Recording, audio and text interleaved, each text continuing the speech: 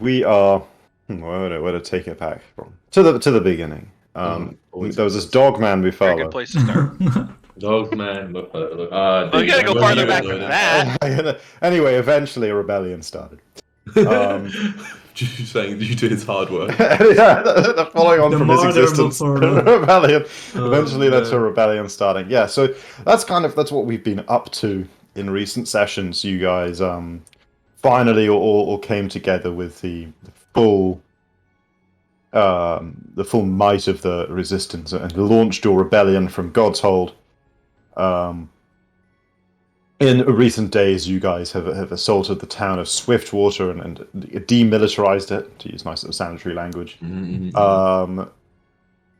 You've also demilitarized Fort Roshan in an even less sanitary way.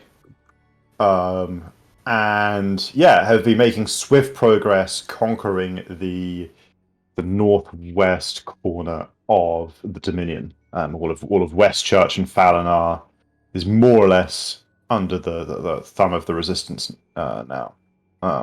You guys traveled from Fort Roshan using teleports and overland travel to AIM, where you'd been requested to find a way of lifting the siege or lending your assistance. A way you guys found most unlike the party and most ingeniously was to sneak in and reason with the. And you never saw that coming, but Never saw that coming. The mercenary captains, rather than a long and protracted battle that would almost certainly have inflicted heavy tolls on both sides and left you guys in a much poorer situation to move forwards. Instead, they turned over the Dawn leadership. The city opened its gates to the resistance, and now. That was kind of what was going on. Was the evening of that day? For people, I'm not sure if this is in the traveling document, but if anyone is keeping track of dates, I believe it's the 28th of September, 29th of September. Late evening. It was the 29th of September when AIM fell. And it's been obviously there's a huge amount of logistics intrinsic in the conquest of a city. The rebellion is on the one hand. Moving units into the city and beginning occupation / gathering supplies, assessing the military situation, recruiting those of the mercenaries who want to join, etc., etc. But also decamping and preparing to move to the next location, wherever that might be, whether that's to move up the road and support at Fort Swellvane. Yet heard situations going on there or whatever. It's a real hustle and bustle. People are sort of really, it's that interim stage between phases and a plan where more or less everyone has a job to do, and that job typically is involving packing things up, moving it to another place, or giving someone instructions, scouting something, planning something, doing a bunch of admin. It's all very busy work, and it's in the middle of all this when you guys were sort of possibly not even did that together, possibly not even next to each other. Probably even yourselves involved in, the discussions or the planning or whatever could have been literally in the middle of a conversation or middle of a sentence of your own, when simultaneously the three of you, it includes so everyone I think except ASIC is because Moonsong was also connected through various bullshits. Received the desperate and frantic warning from Greybird. Just like a sudden interrupted shout that is then itself interrupted just as briefly and cut completely off.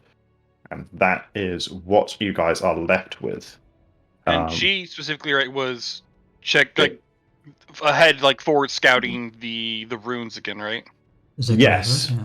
Yes, she was known to be in the forest of Falanar. God damn it. Right, so the question is, what do you guys immediately do? Drop my unending stein and pours 20 gallons of beer over the floor. Beck runs out and sprinting down the street as behind him a tidal wave is flowing into the floor. That's on a surfboard. Drinkers and their chairs getting washed away. Yeah. I mean, do you guys just you try to find each other as quickly as possible? Fennec's all trying to find the others. Yeah. Okay. So yeah, you guys from wherever you are in the city, out back in the camp or whatever, immediately rush to find each other as quickly as you can. Obviously, like you got some sort of people casting like ninth level spells and shit in the group now, so I'm sure you find some ways of doing this inside of half an hour or so. Do you guys at all? I mean, this is obviously an individual choice because none of you would really be super easily communicators and you've got a spell for it or whatever. But do you guys at all like try and hide the fact that you're suddenly urgently trying to find each other, or like do you grab like the nearest person and say, "Quick, I need to find," or whatever, or like? I was immediately thinking. Yeah, I was going to say I would actually like my flying moon and literally like fly up with like a flaming sword and just be like shouting as like I like fly through the city basically, Be like, hey, okay, I won't do that. You fuckers. Yeah. I was thinking like I'd want to inform the commander of what I actually heard. Yeah. Like, that he is up to. Okay, so if you find Andrew Morrigan before you find your party, you'll clue him in straight away as well. Yeah, I was thinking I'll probably be around. The encampment already, so I'll push there. Yeah, broadly speaking, I think everyone in the higher council, except obviously Landry and Saji, have gone off to Fort Swellvane. I think that's what it's called. Are here, yeah. So it would be Cleveland, Lawmaster Theralon, Andrew Morrigan, Arquetta, Alec of Hardmere, and no longer Greybird. But that group of five would all be five of him begin with A apparently. Three of him rather. Would all be like around. Wait, I thought you said they were in Fort Swolvane. No, Saji and Alandria are like currently overseeing that aspect. So the rest of them got it. Yeah. Everyone else is of the inner circle of advisors. It's like not you find them all immediately, but like is somewhere. So you guys, not to beat about it too much, but it was wasting absolutely. Call the small council. Yeah, exactly. Wasting absolutely no time. You gather everyone together in a command tent and you just lay the situation completely bare. Yeah. Like we just got a message from Greybird. He was exploring the ziggurat or heading towards it when we got a mental message of a trap. Yeah, I'll.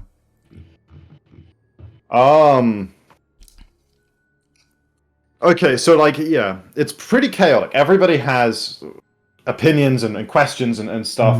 So my question for you guys is, as you're explaining, it sounds like it was probably you there, Leon, for the most part at the end. Like, is that do you editorialize at all as like opinions on what it means or anything, or, as you're saying, or do you literally just say it like you did there, because it might shape the way other people look at it, depending. I'd shape it as like, okay, you guys, the council, decide long-term plans. We're gonna gather like our party and try and go there as fast as possible and see what's up and try and salvage things.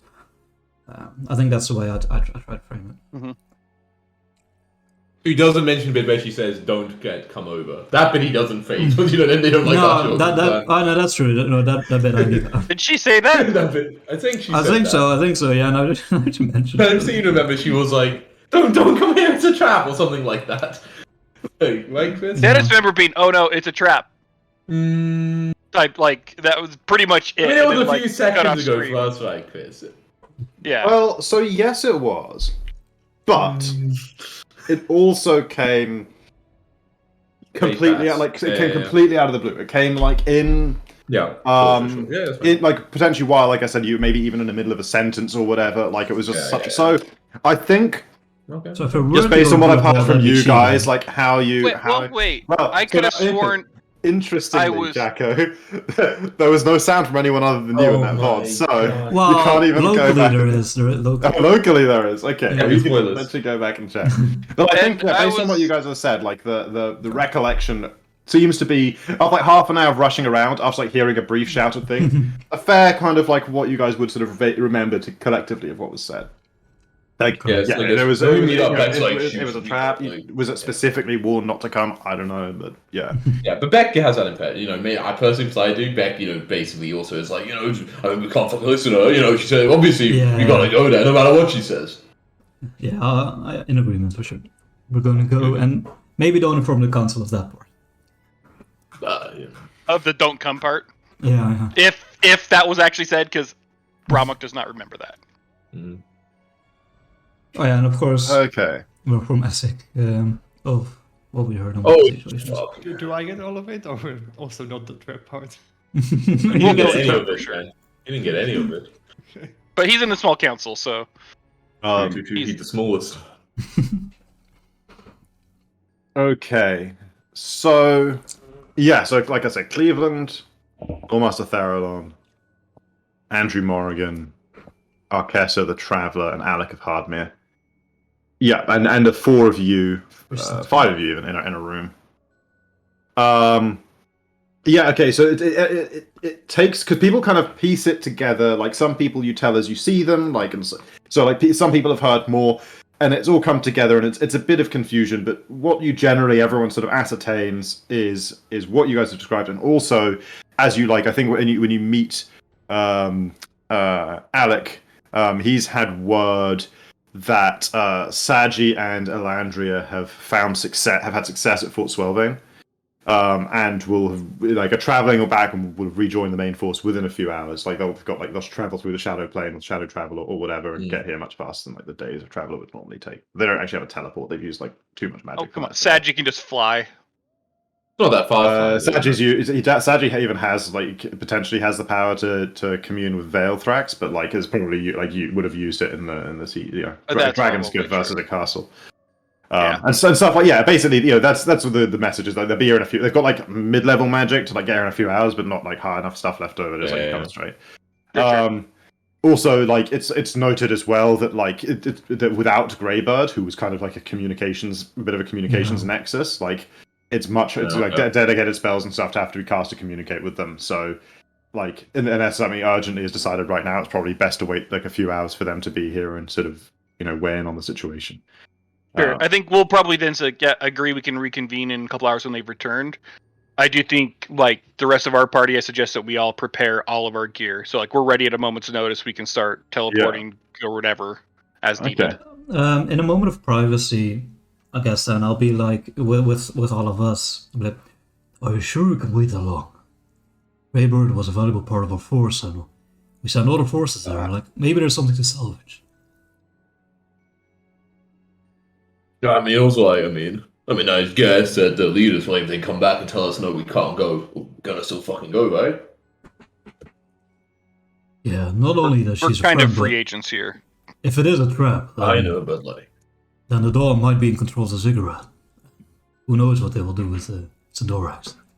we're gonna get there. But like, Was this just to Leon then?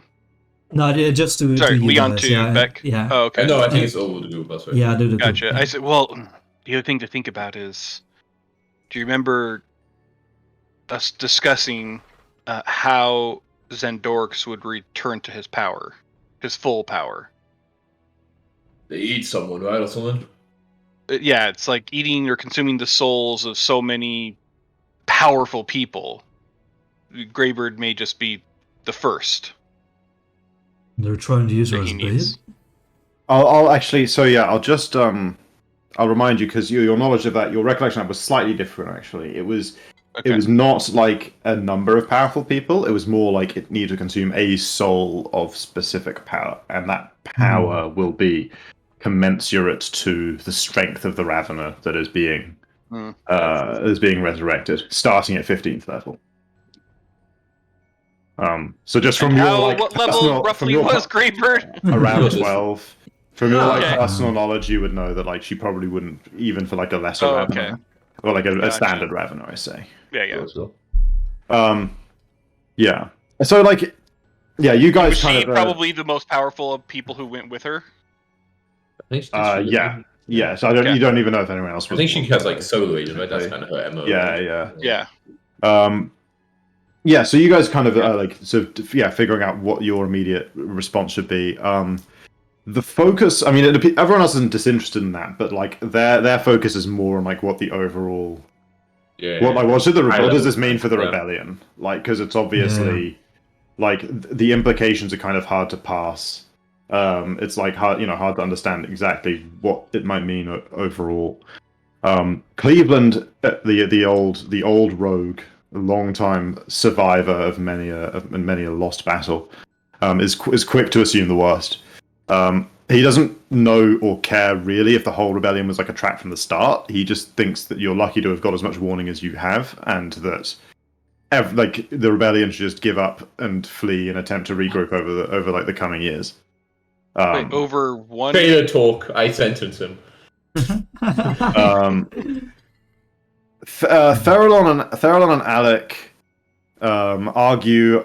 So Lawmaster Theralon, the old elf, I say old elf. He's a probably middle-aged elf, but the master of sorcery from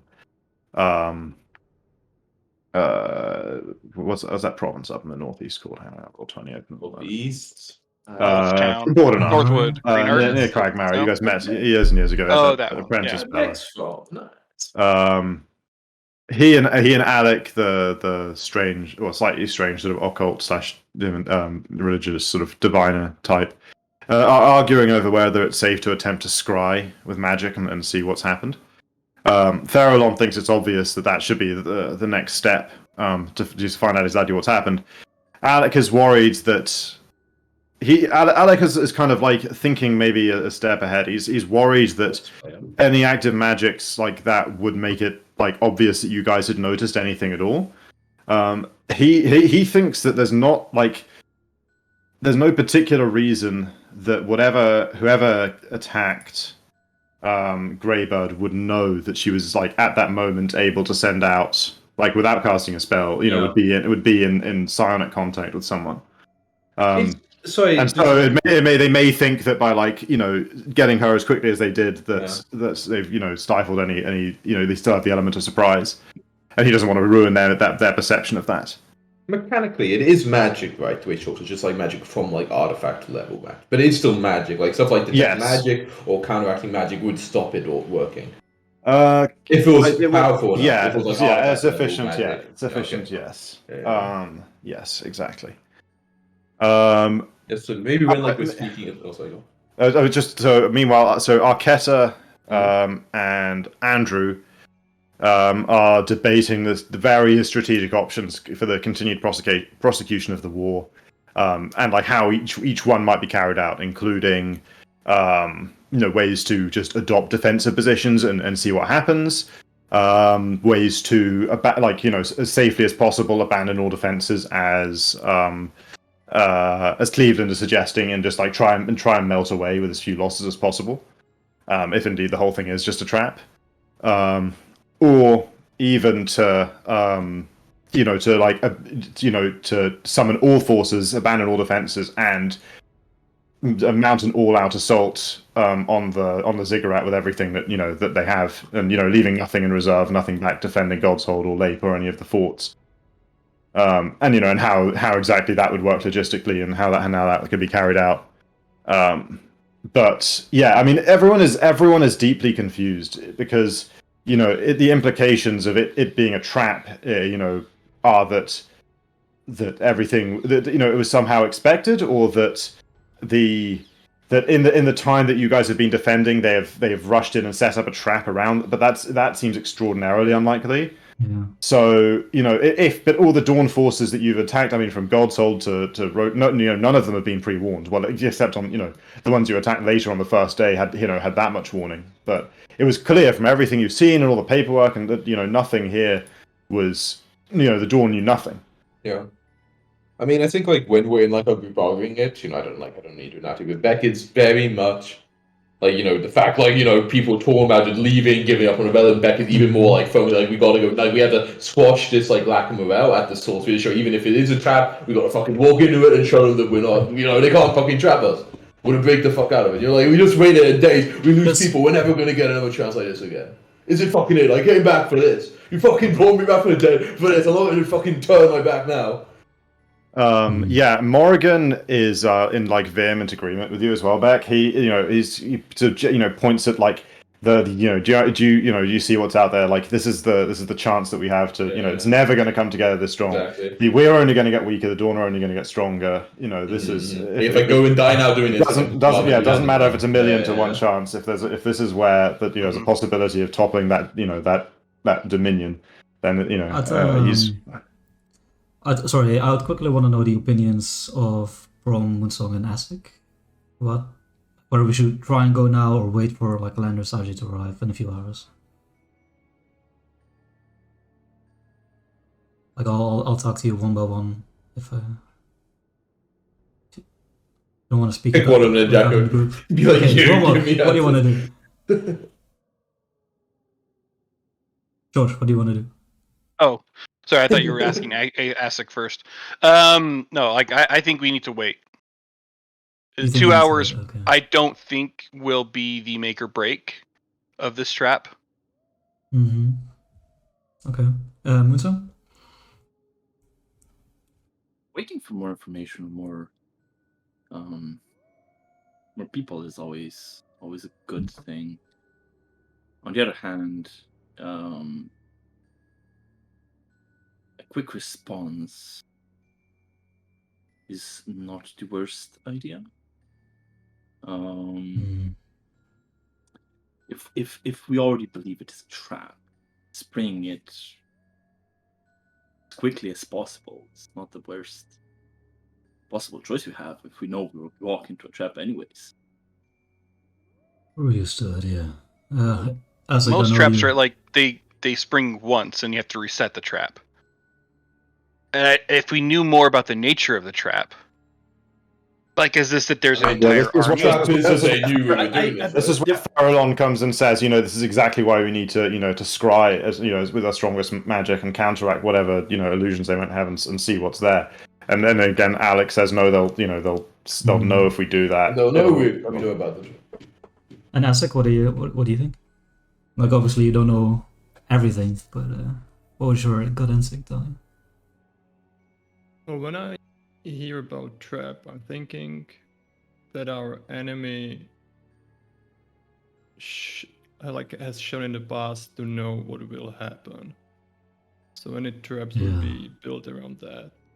So I would try to think what would unexpected be, and I think that would be to go fast. Right. Because they might not know that Greybird sent a message. Yeah, that's funny. Yeah, I think that over for a little bit. Yeah, so go ahead.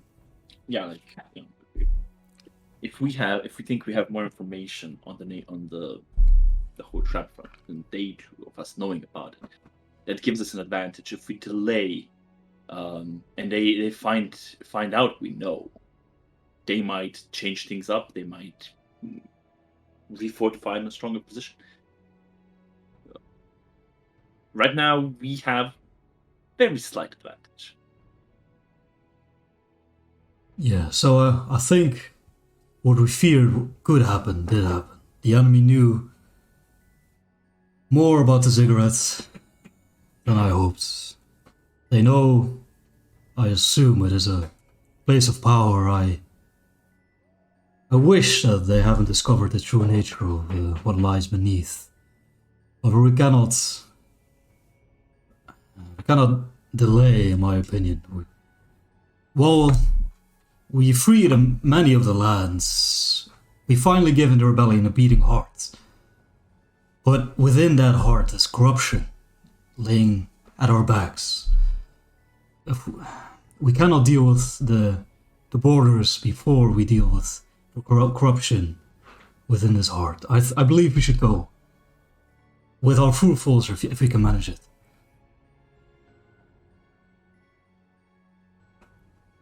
Yeah, Well, I don't think we need to look like for the exact nature of the trap. We can think logically about what it might be.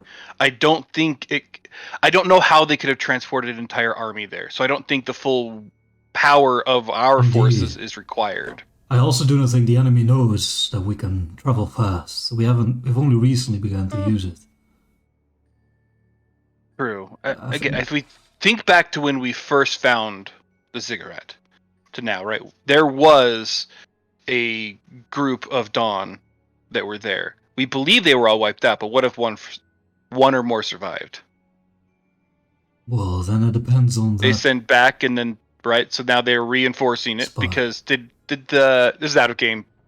I'm trying to, because I remember someone, was it Kaspari Kaspartan, when we told him about the ziggurat, that he said that he would let the higher ups know and they would send like something to go check out the ziggurat or like try to keep it contained. Yeah, we saw. I mean, they buildings. definitely investigated it more, but there certainly was never any Patient. Yeah. hope of keeping it contained. Like it's Sure. given the number of like the fact that forces and stuff have gone disappear. Like it is broadly assumed that the Dominion have found the ziggurat, understand the nature of the ziggurat, and are actively, seeking a powerful enough entity to that. So so fundamentally, that was why like the original plan called for the ritual to resurrect Euclid Longears not to be done until like immediately before like the Ravener would be engaged, because because he is a prime candidate for one that might be kidnapped and then sacrificed, and then so I mean that's kind of in that context it seems like the possible purpose of the ambush might even have been to allow for that to happen, and then Is Euclid Longears technically like a level 20 of multiple classes? level 20 of one class. Okay. Yes, and also that's also been accounted for. The thing is, it's the problem of how to resurrect him is a big problem, but it's never been you guys' problem. Right. But yeah, it technically would require a 10th level casting of the ritual spell, which Resistance are only 19th level spell casters, so it wouldn't be possible. But they have a way. Cheat sheets. I just think I understand, but somewhere there's a leak, right? Like they have enough force there to that something is wrong. It's some sort of trap. They knew we would plan this. Long we wait. If there's someone else here who finds out we know, then they can tell the Dawn, and the Dawn will now know we know. Right? Like, I know we're couple hours long, but if there's a guy now who just heard it down the fucking road, he could be, using magic to tell them right this fucking second. Like, I know 2 hours don't seem like much, but it's magic, right? 2 hours is a fucked long time. You go across half the world in 2 hours. Yeah. All right. I'm gonna address the small council with more vigor at this point. I'll be like, right, our party will act as the tip of the spear of our vanguard. We'll depart now as soon as we can and try, if we're able to, send more information back. If Alandra and Saji arrive, tell them what we've done, and if I can ask for reinforcements as swift as possible. And then I start gathering my gear. So the entire council is vehemently against this course of action, for several reasons. The spellcasters particularly are relying on you guys to make up the 16 required secondary spellcasters to perform the ritual to resurrect Euclid Longears, if indeed they choose to do so. There's also, that's part of the conversation right now. Given this conversation been going a little while, is like, if we think there is a fight, should we resurrect, Euclid before the fight? Like, he's the most powerful. It's kind of like the Gandalf of the world. Like, it might be useful to have him. Other beyond that, people, are sort of worried that, there's some debate over. Basically, one of the core parts of the debate is how the ambush was set and how long it's been there. Cleveland, like I said, has assumed the worst and just kind of is treating the situation like even before the attack on Godsold even began. This ambush was being prepared to lull you guys into a false sense of security and thinking you had the upper hand. And therefore, like a really significant force, elite sort of Dawn force might be deployed there. He's kind of got Alec on his side here, because this is what Alec is sort of. He's got an idea that if this is the worst case, he's not really sure that it is the worst case, but he thinks if it is the worst case, he's kind of thinking his way through the situation and how it might actually be dealt with. So he's kind of talking, and the others are not convinced. They're more kind of wondering if this force has somehow is a small force that has snuck past your lines, during the invasion and is preparing to head you guys off at the very end.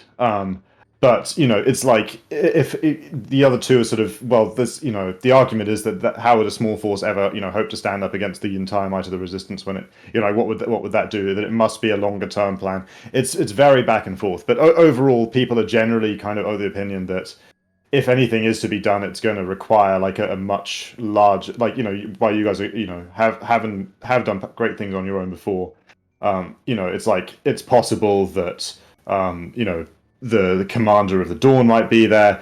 It's possible that like the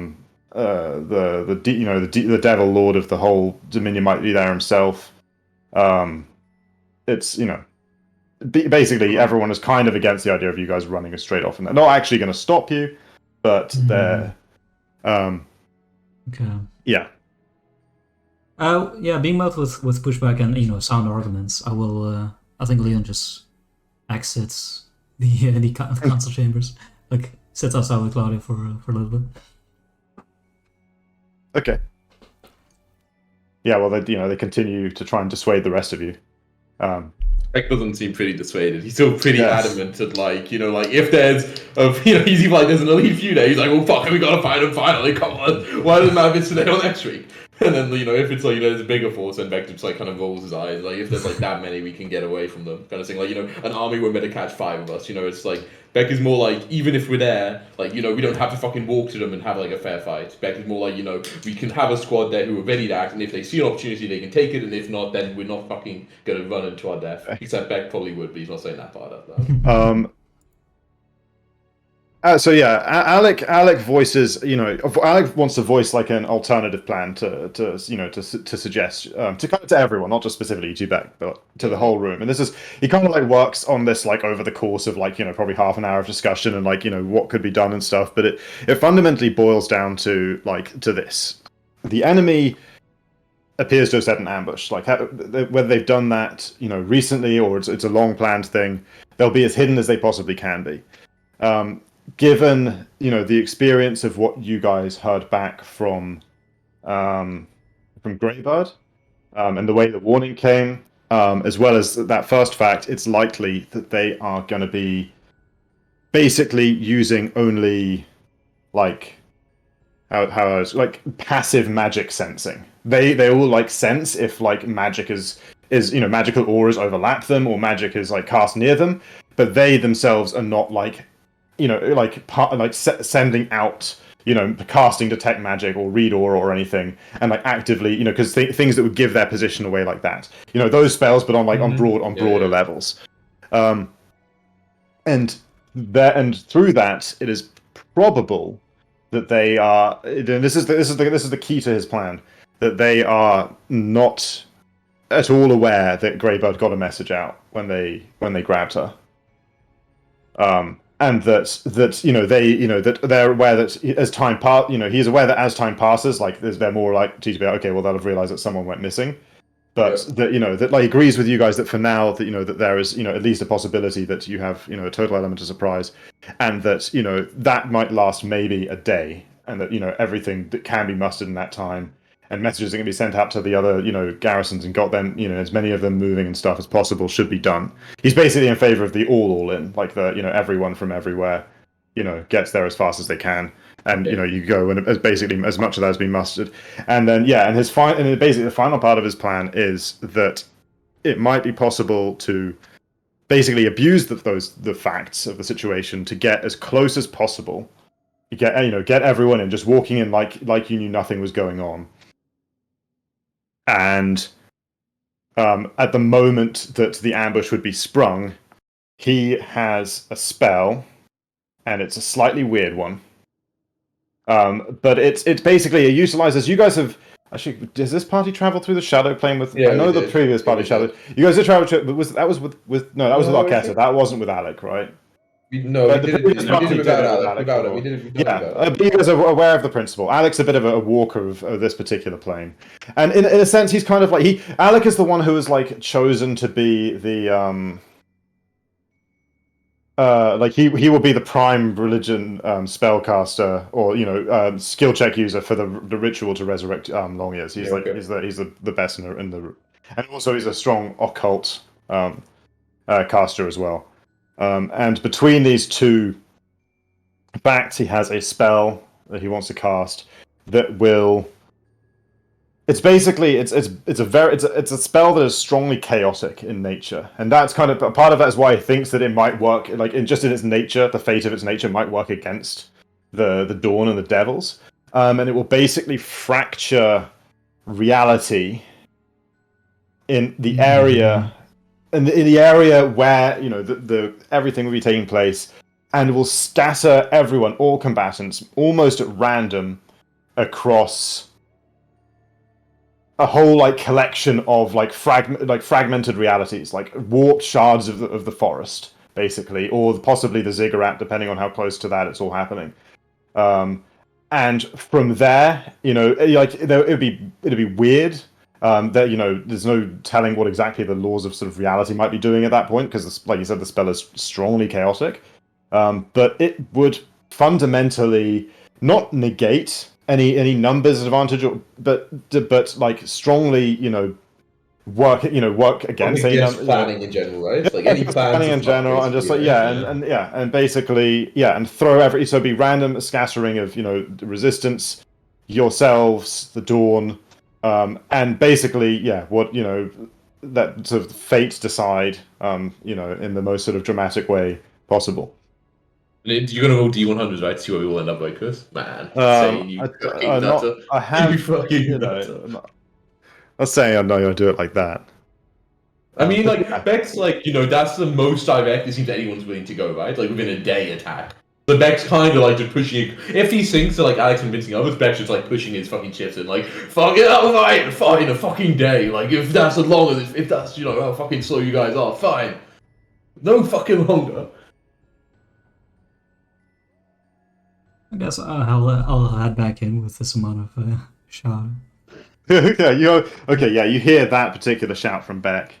So you come in again. I mean, again, the plan is explained over a longer period that I'm talking through it here. Probably brings the whole total of the conversation here to now it's an hour and a half or so.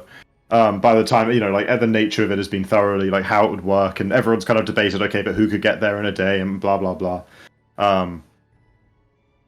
So you overhear Beck shouting, and you enter the room, and the broad outline of it is explained to you, to you now, Leon, as well. And it's kind of the fundamental pushback Alec is, I don't know, not so getting from you guys, but potentially getting from the others, especially from Cleveland, but is that it really is relying on the idea that they do not know that you guys were warned. If they've any idea that you guys know they're coming, they might have completely changed everything up, and they might attack on sight. And it could really it's taking a big risk. And Beck's getting visibly a bit fucking angry, and it's what along with you fucking debating it more he's fucking he's slamming the tables, and he gets visibly quite angry. Yeah. But basically, it's people on this point. At this point of the argument, people either want to call that entire thing off and just retreat, or go with this plan in a day. That's kind of where the two sides of sort of have fallen. It's basically a do you want to do a sort of final suicidal charge, or do people actually want to try and go and it's kind of the fundamental argument is. Like was made at the very beginning, that it'll fall apart at this point. The rebellion, will never be as strong as it is now. The Dawn will only be stronger. They might even, get Sandorix on their side. Yeah, when I'm the heat of my anger, I basically just fucking get up and just shout if you were cheating, you're doing it fucking about me, and I just kind of storm out and start packing up my bags already. Okay, yeah. As he's storming, I'll be to the other people of the council and other parties we refer to you in many areas of this plan. Huge swear word comes from the outside. I kind of mostly to Cleveland be I say we must be strong. Show the enemy that we have fight in us. We cannot give up on the first setback. I can't look at the others and say we agree with the plan. Now, I thank you for your wisdom. If you don't mind, I will prepare. And after that, that short comment, I'll head back out. Just give back a pat on the shoulder. They turn to you, Essek. Where did Arquetta Oh, fall, whole by room. the way, in this whole thing? Arquetta ended up. Arquetta was for quite a long time in favor of ditching it all. Well, no, at first she was in favor of finding out more. When it was discussed why that couldn't be, became in favor of ditching it all. But in the end, was talked around to. And she ended with Arquetta, Alec, a new best friend. Ended with okay, you know what? This is she's basically has ended up persuaded by the argument that like it doesnn't really matter if this is like a 5% chance or like a 1% chance. It's it's like there was never in again going to be a higher chance, so just go with it. And if it costs everyone our lives, it was actually it was worth the D100. I hope you did roll a D100 in the campaign. Like 100 you did win. Imagine if you rolled. It would literally be like the most epic moment in like the history of the universe. I mean, Cleveland is kind of the longest holdout, but as Beck and Dion give that kind of voice their opinions, he is sort of beginning to come around. Like the room is kind of settling on this. But basically, now the kind of conversation without those two turns to so should Euclid long years be? Do we use the day to cast the ritual to resurrect him? Like will he be useful in the fight? Man, we fucking suck at these. You guys are spamming the D100. We're seeing which one of our characters died and who survives. Yeah. I mean, often she would be Kevin outside. Yeah. So Beck, you want to like run off and start getting your stuff together? Just getting ready, just basically trying to like calm down a bit. I probably gonna like hit a mannequin a few times, I can like smash like a 20-foot pin in the ground like with my sword a few times, just kind of like taking out a bit of anger, and then basically just like getting ready and almost just Okay. After sort of like the first dozen or so swings, just as you're kind of getting into the swing of it, as they say.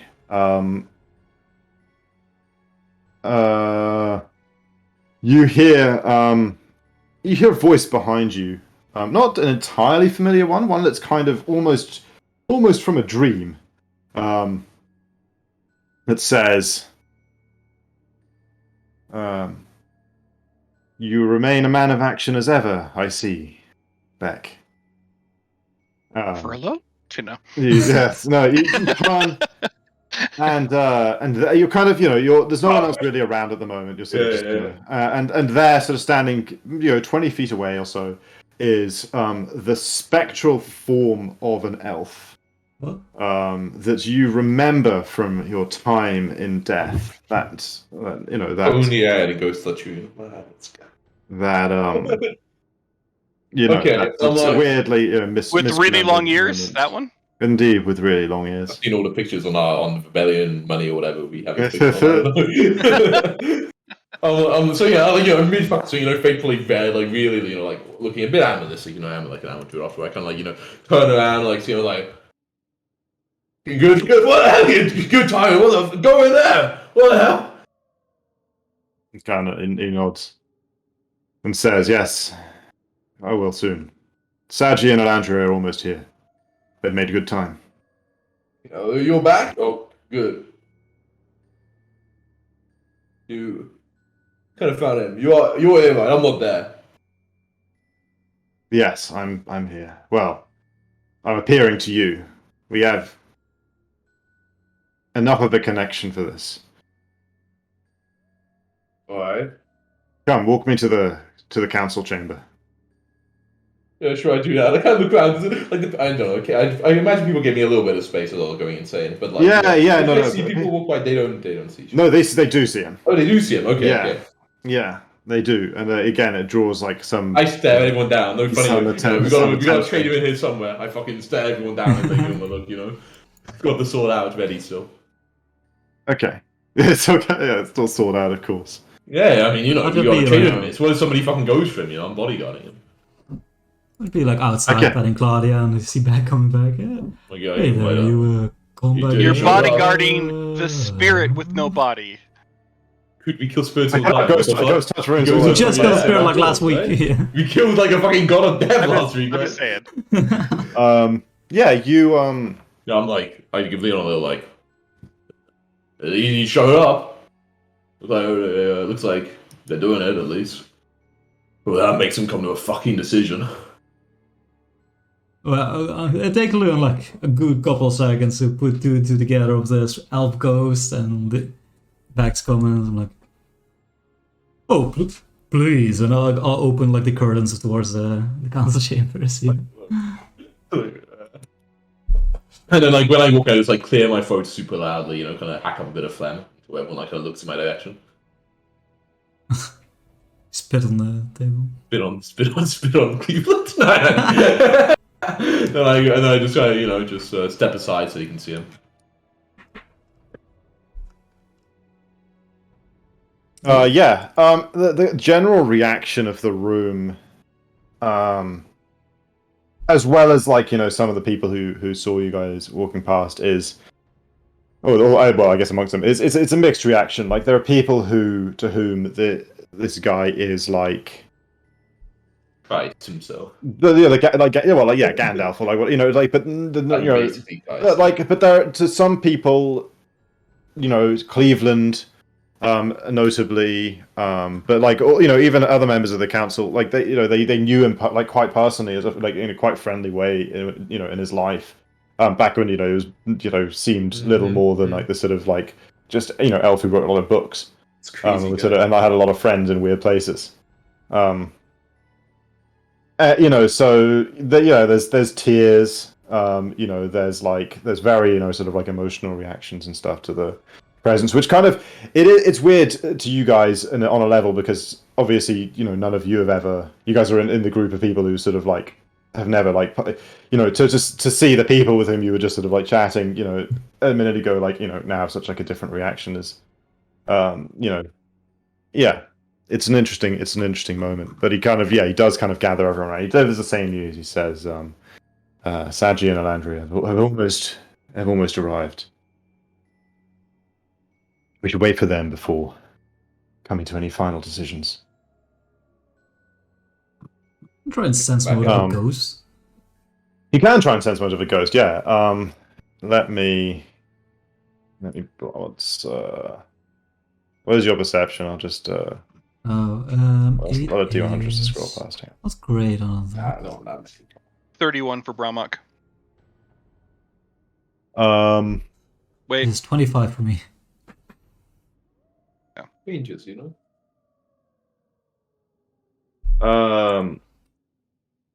Bromok, you don't sense any particular hidden motives or anything.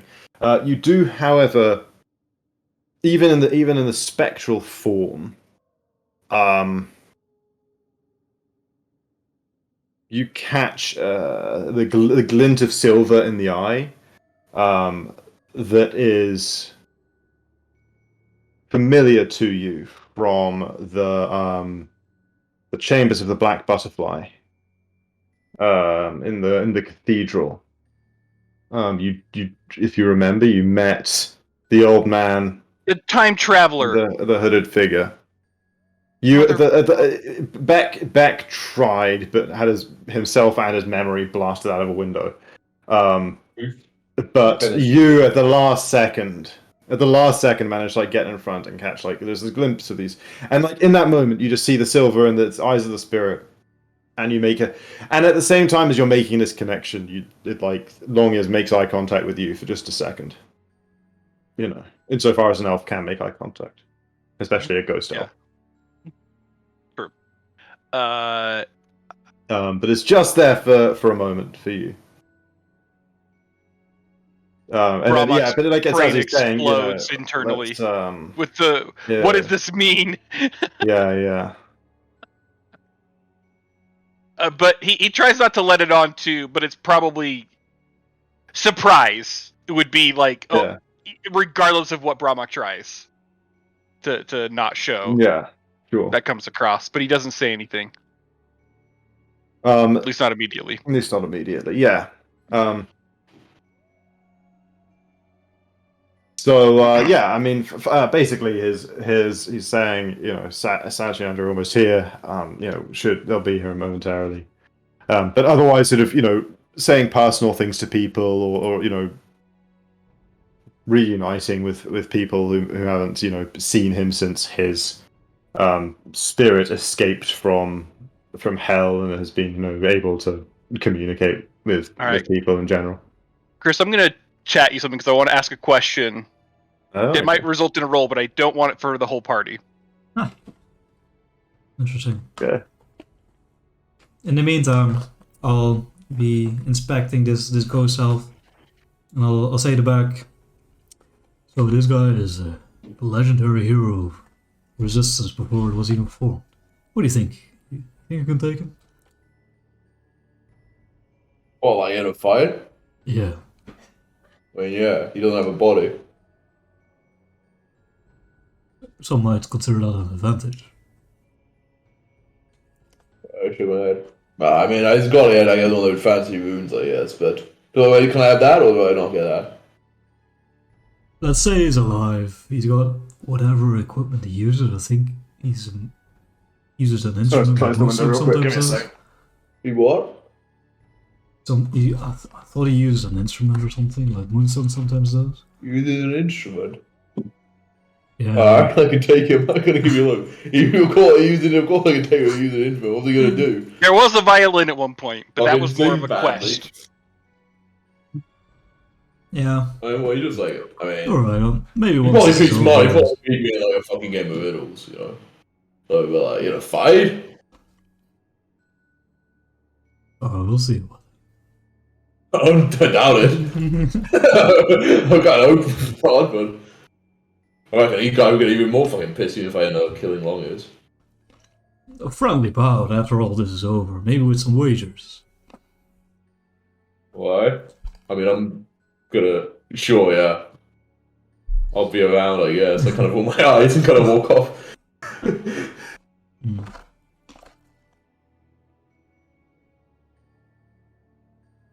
At some point, if there's a little bit I don't know, more. I mean, I know they'll be asking Longest like constantly. But if there's any kind of lull where he's like, directly being asked a question, maybe after a bit when Beck kind of had a bit more time to get out of anger, I'm gonna ask him like a bit more like sheepishly. I'll be like, how's Kyla doing? She doing alright? Yeah. He gives you a warm smile. I suppose as warm as a ghost can smile. Beck and says, yes.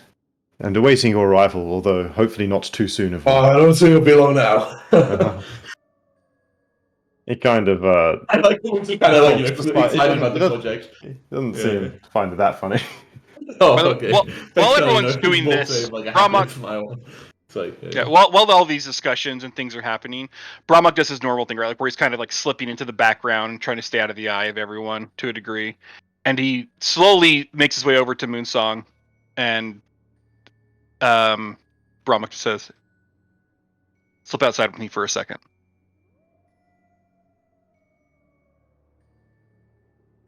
Who is this? To Moonsong. Okay. Yeah. As, To try to, as you and Moonsong are making your way to the exit, while simultaneously still having a conversation with Beck and everyone else, you get you know what it is? It's like when Frodo meets Galadriel for the first time and gets her voice the being mental image. Yeah, exactly. Things. Yeah. Yeah. So you get in your head. Actually, you know what? I'm gonna go to a different channel with Josh. Give me a second. Whoa! Whoa! Never happened in What is this this campaign. shit? Wait, what did What he is ask? this? What did he ask? I'm curious. Nothing's What happening. did We don't know. we see? Didn't ask We have no idea. We don't know nothing Well, yet. there's gonna be like a He asked Galadriel him sequence something where. I thought he was talking to Moonsong or something. Yeah, so Well, Roman yes, was we have leaving with interrupted Moonsong, that. Interrupted. I mean, Oh, okay. but as they were leaving, It's a good thing back. We- It's a good thing I'm a double back and I don't have to try to understand the time travel shit. But I On definitely. a Yeah. completely unrelated note, I just want to say English football refs are a fucking joke. But they're the best. Yeah, it's sucking. You got him. Got him. who's playing? I don't know. Who's playing, Tom? Liverpool, of course, right? Liverpool Arsenal. getting wrecked. Damn. Man, Unlucky. fuckers scored in the first minute, and then the ref didn't give a clear handball. I mean, It was what's a his clear penalty. handle?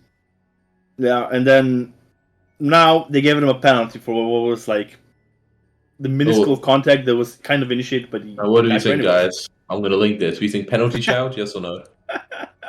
Well, I'm sure it's at the top post, right? I found it already. There you go. Yeah, but then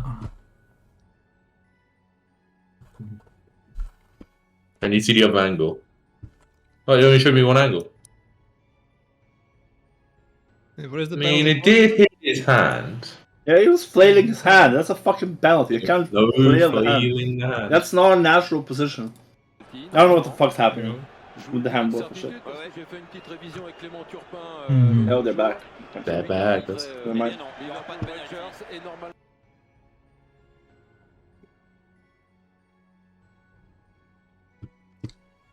are they back? Oh, yeah, people pretty No angry. one said anything yet. They're just. But they're back. They're back. Bromok leads Boonsong outside. Oh, I buy again. Hey, guys. You want to go into a separate channel or? Yeah. No. It's fine. Yeah. But yeah, as he kind of takes you out real quickly, he says, "You getting anything from that butterfly goddess of yours?" What do you mean? I just get a weird sense about this guy. Grown up with stories of him, but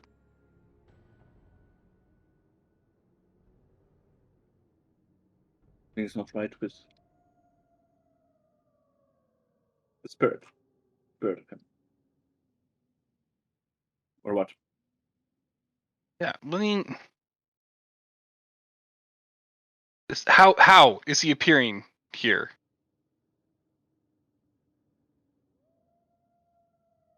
I mean that you can actually. I mean, no, you actually did a sort of a semi because you were like, "Is this?" You asked me to roll for a thing earlier. Yeah. Like, I mean, fundamentally, he's dead, but also level 20. And if I mean, fundamentally, his explanation is that like the spirit was in hell, but he managed to escape hell, and now he can like force ghost, to certain people. Basically, people that he's had a connection with since, like he's some kind of basically Eladria, Sagi, and usefully Beck, having had contact with Beck during his time. Got the real death time contact. Mm-hmm.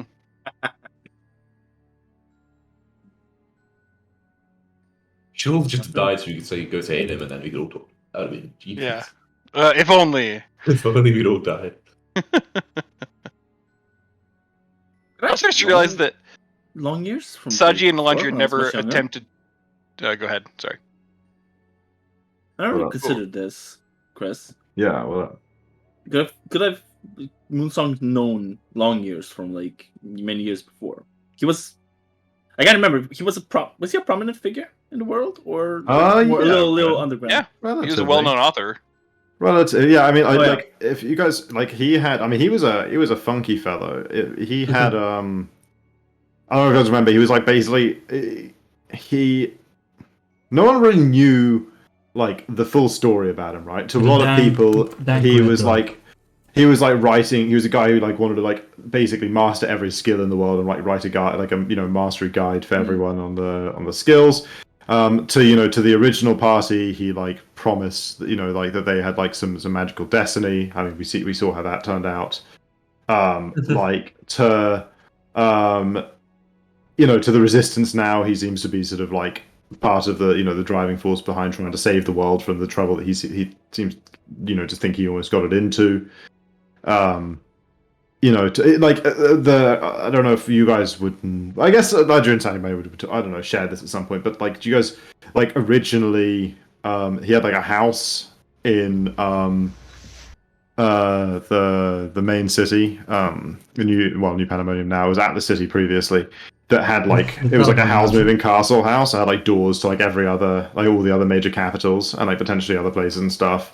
With like its crazy library and like also it was a weird extra dimensional kind of space with like all sorts of insane. It was like it served immediately at the start as the headquarters of the resistance, but was like in a way that was like never fully understood. It was like found by the Dawn like relatively early in the Yeah. campaign and like was lost. And technically, we've been in that wagon, right?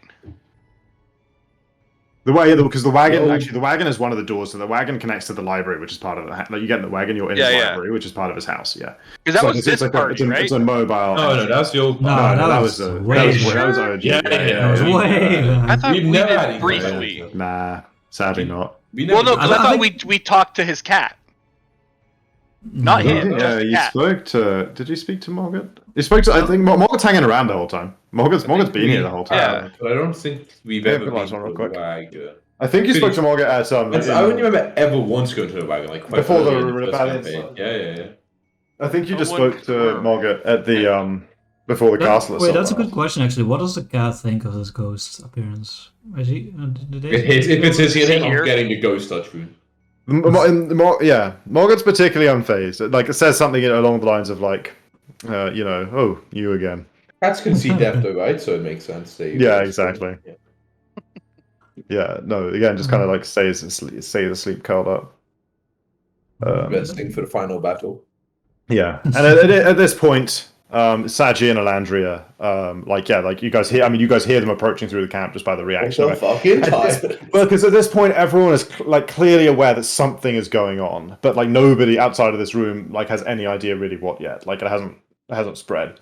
So, like, yeah, there's like a fair at this point. It's fair to say like a fair crowd has kind of gathered. Like some of the sort of more intuitive, high ups in the various other like levels of the resistance, like have not cordoned off the area, but like keeping the crowd back a bit and stuff. Like some people like sneaking up on the tent, eavesdropping, and but it's definitely becoming like a bit of a situation out there. Like only made more interesting by the sudden arrival of Elandria and Saji, who are like clearly hurry back quickly and now come into the tent.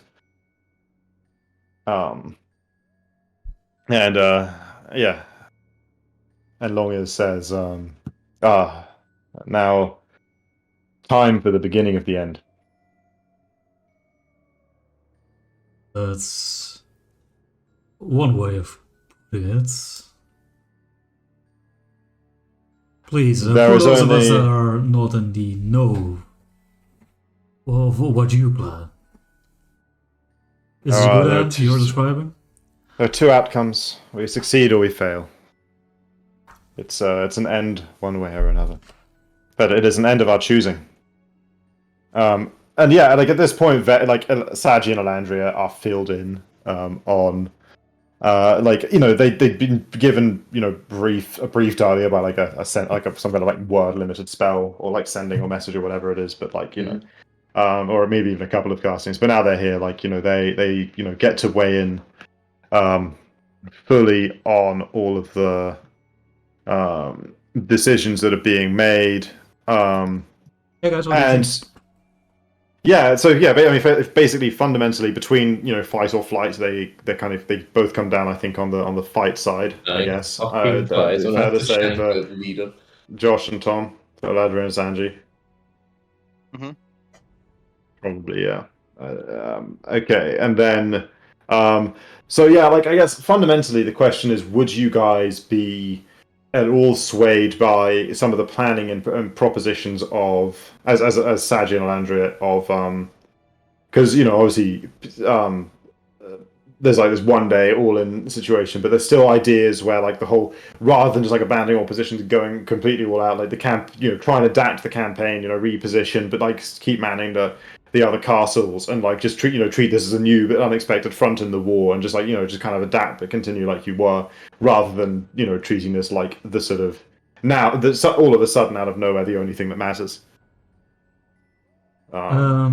It's kind of, I think broadly speaking, other people have been convinced, but it's given that before they walked into this room, Saji and Elandria were kind of very much still on, like, as the leaders of the resistance, still on the original path. I guess the question is, to what extent are you guys concerned with this?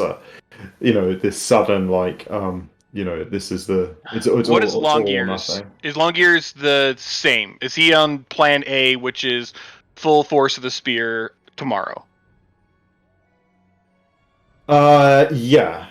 Long is of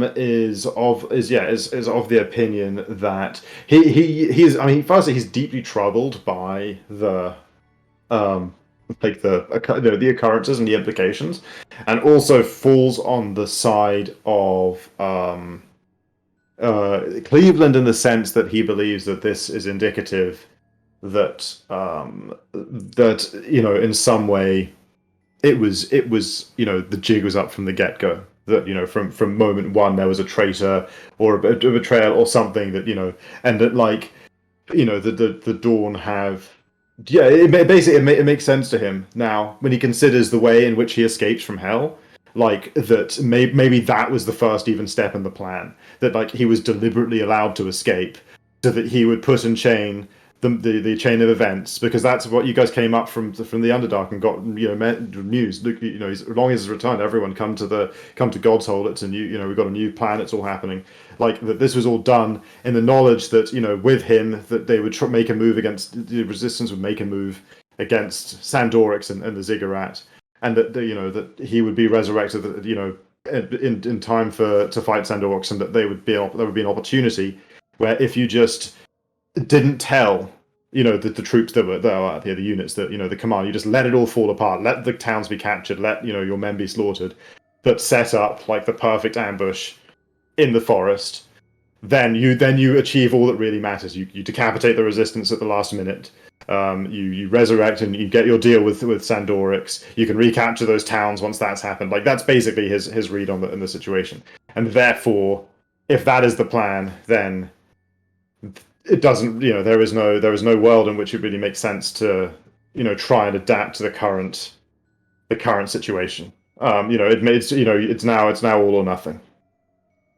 It's the worst case scenario, and he's not even fully convinced. But looking back, he's yes, I managed to escape from hell. I've been working at it. He's been working at it in ghosty ways for years and years. But and he finally found a way and thought it was all of his own, conniving. It's a bit sort of, I don't know, Gandalf the White coming back and being wait if I'm actually here to screw you guys over. Fucking sour and brought me back, boys. It's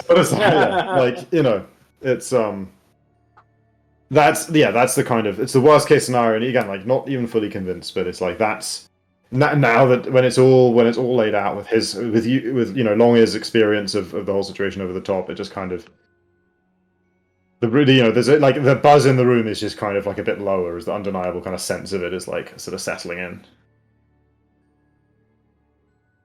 It kind of shrugs. I mean, who fucking cares? If there's a traitor, it's someone in this room, because we'd be right?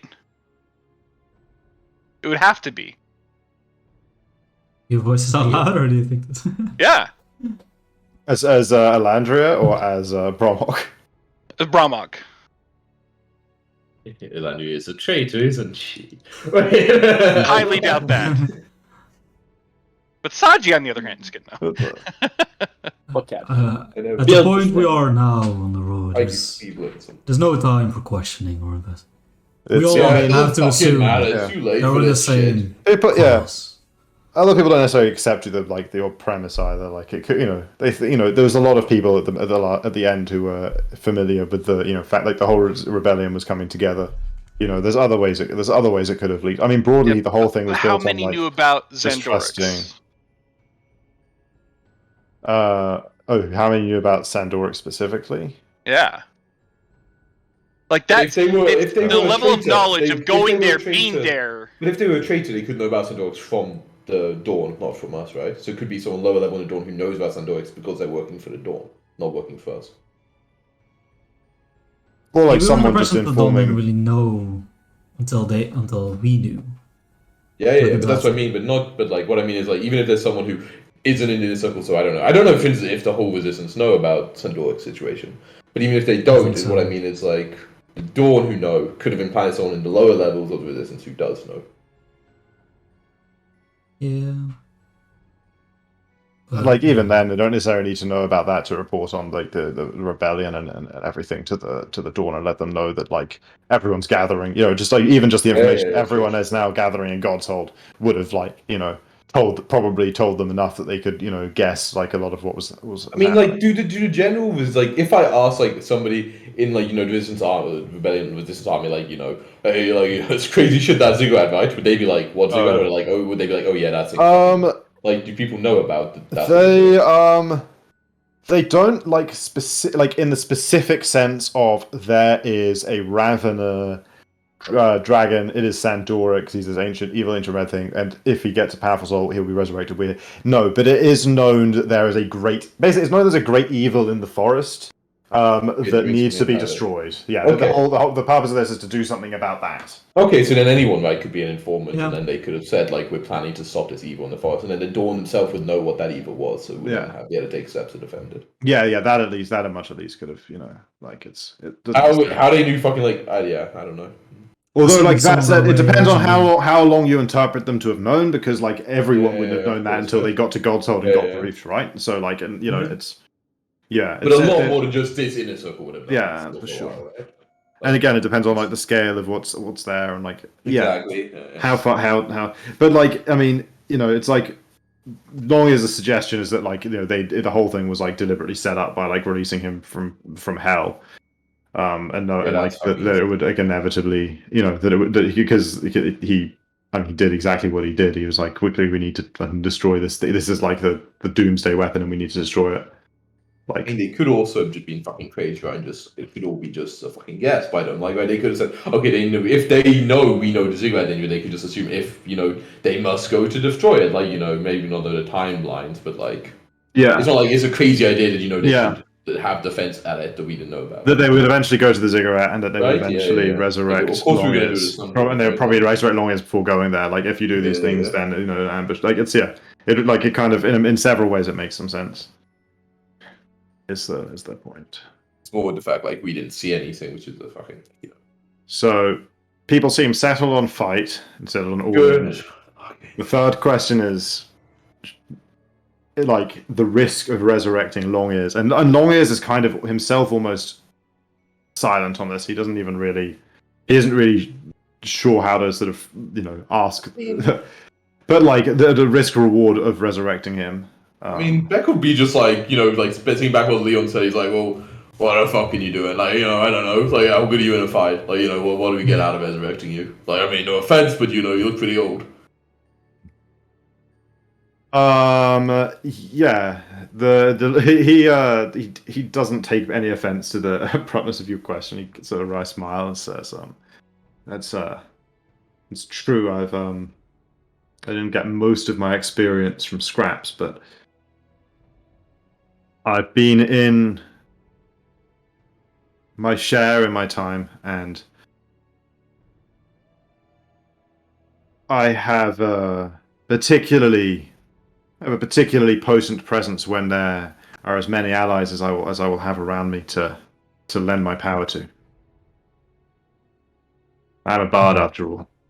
I don't beat them to death with the loot. I told you if the instruments. Yeah, well, okay, he needs lots of allies with a fucking 1v1. I'm bashing his head at Leon. Right, but anyway, like, but the plan, right, is we're gonna go through this fucking chaotic energy field, right? Like, then who the fuck knows? Maybe you won't be anywhere near any allies, right? You just said you'd be surrounded by us. We don't fucking know that. It's true, but I guess the question is, how does the likely outcomes of Mr. Alec of Hardmere's spell get affected if you throw me into the mix? Are we gonna come out on top more likely, or are we just gonna feed them what they need, Alec? I want to... There's another concern that may be important. You say that the plan is to resurrect Euclid and for the Dawn to somehow use him, sacrifice him, whatever, for power with Sandorix. This brings me back to a recent conversation I've had with Greybird about kind of look at us. He seemed surprised and concerned about our level of power. Is there any chance that Longyear is respected and heroic he might not be the only viable target?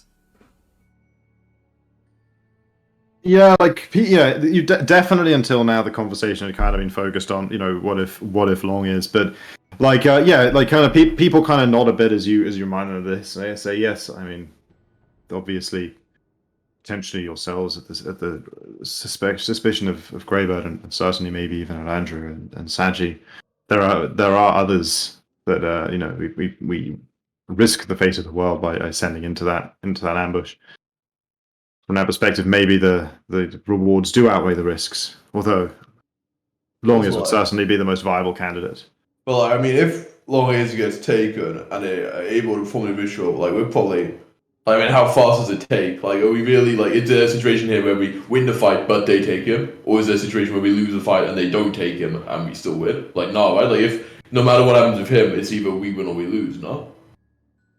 It's uncertain that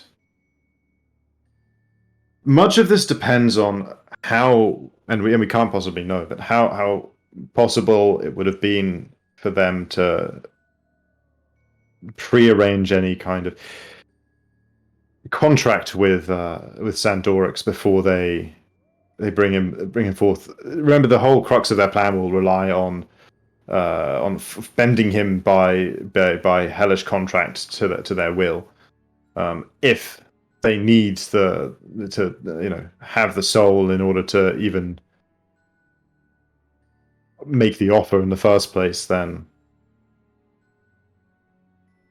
it could take them many months even after capturing someone before they're able to forge a contract through whatever strange necromantic energy possessed a Ravener to his original consciousness. And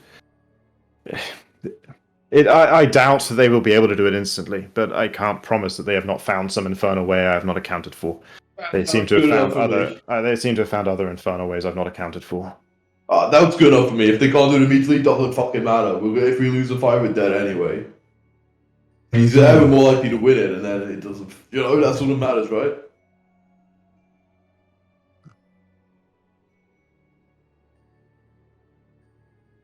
Are there anyone immediately speak up?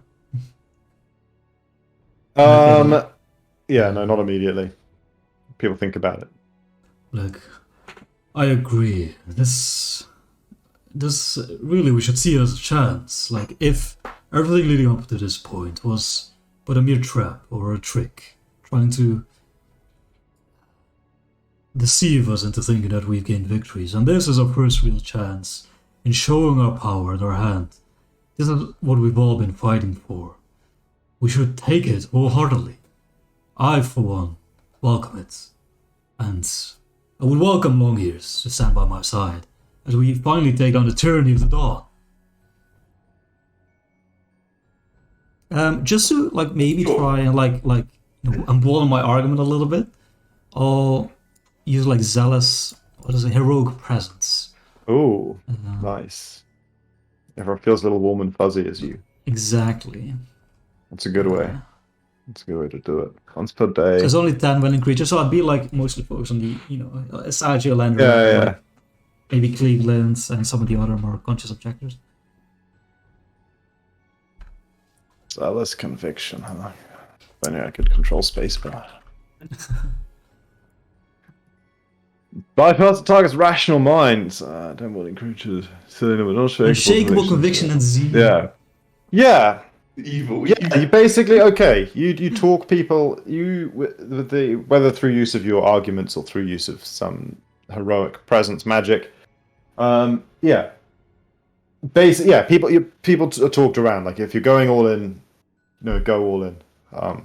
What's let's have the maximum best and maximum worst outcomes.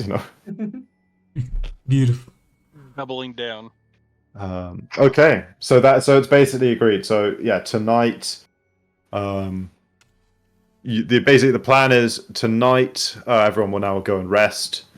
While basically orders are disseminated to everyone who can if it's natural, Kongor, any spellcasting units, whatever, they can get moved faster. back to Swellvane to move. Just basically the call out to go. Everyone just is come. YOLO. Yeah, the Yeah, control. we're going in, boys. The A move the entire army on one spot. That's why I play games. So that's going. I mean, while everyone here is is preparing to depart soon, but basically what's going to happen is tonight you guys are resting here because everyone had a day, and is not ready to start a ritual. Kind of needs like an actual day to happen. In the morning, the ritual will be conducted at the cathedral in Aim, which is a conveniently nearby holy site, which isn't the key to attempting to resurrect a 20th level character, but it certainly is helping.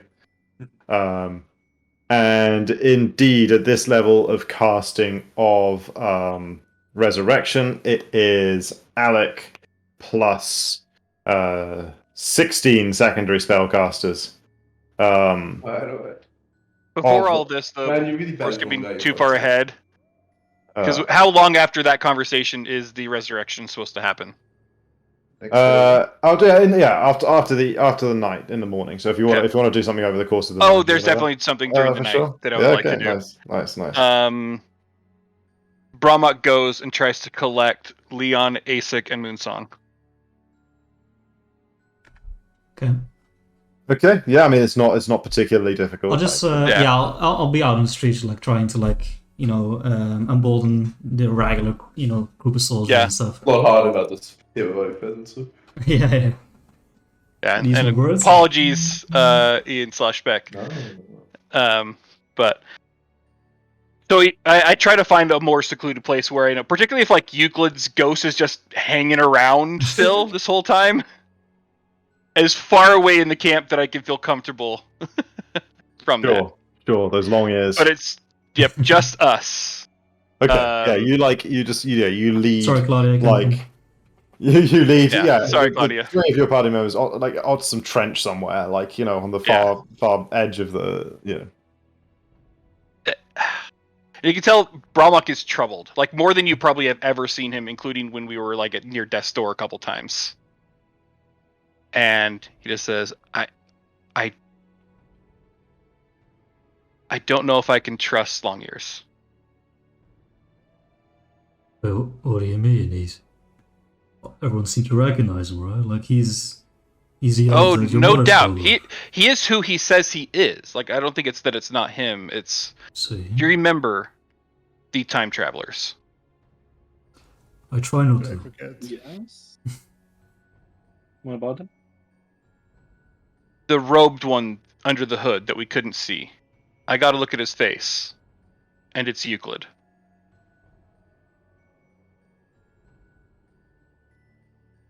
Wait.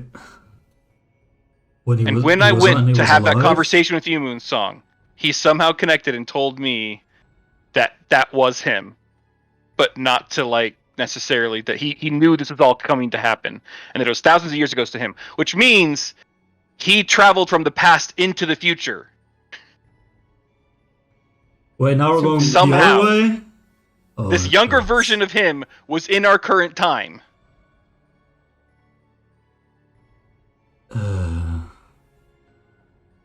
I don't know what to make of it. Alright, wait. I mean, okay, if that was the younger version that we met at the cathedral, that means that this one would know as well.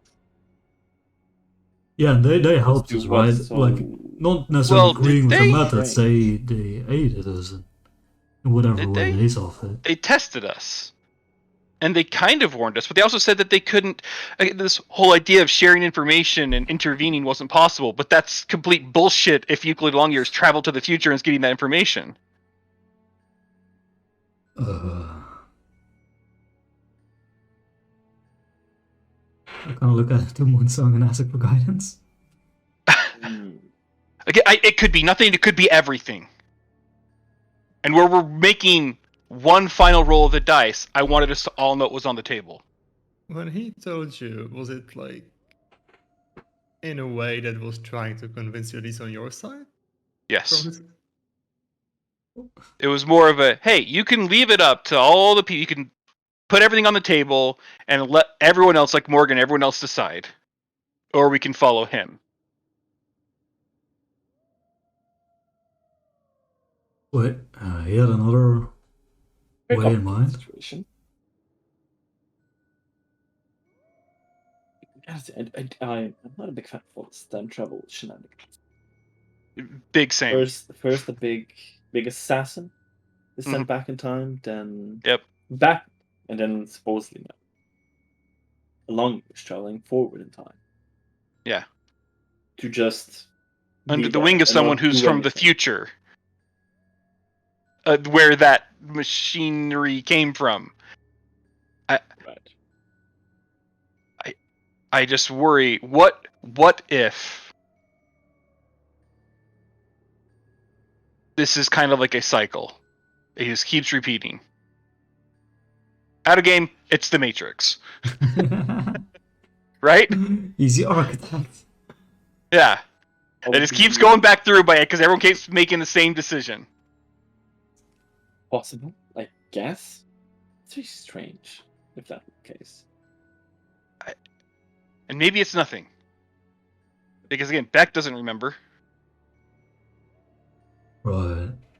But he's connected via death to long years, so that's why I couldn't bring him. I mean, I believe that if we have to deal with the whole dealing with time travel. Who knows which way where certain people travel, even if what they claim is one way. And is he not saying anything because he's bound by some rules in the future?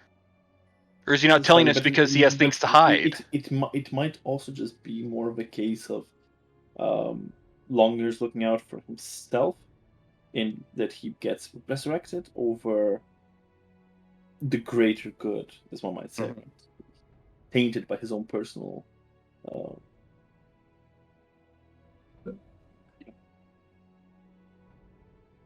Okay, but this future that they spoke of with these dangerous weapons, one of them we encountered.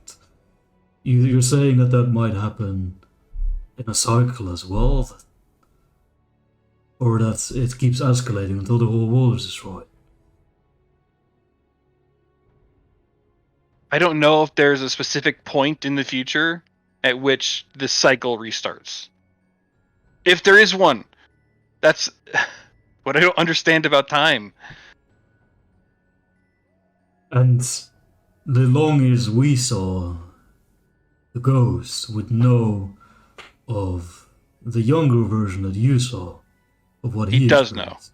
He does. Yes. Oh.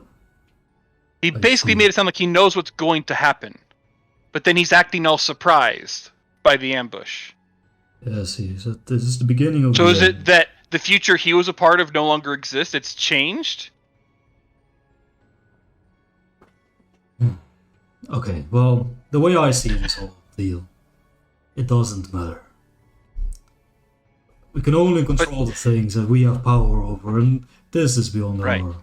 Again, what I'm saying is that we have to make the call now, knowing that he has not been fully forthcoming with us. Or with the entirety of the Alliance.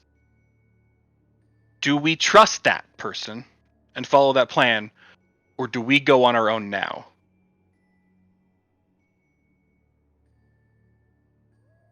Can I ask why you didn't include back in this? Just superstition, the fact that apparently they're connected because of Beck's death. Only reason. I trust him implicitly. But he could be an unknown carrier of some mechanism for Longyears to hear us. And maybe he's hearing us anyway. I don't know. I'm on Discord with you, baby.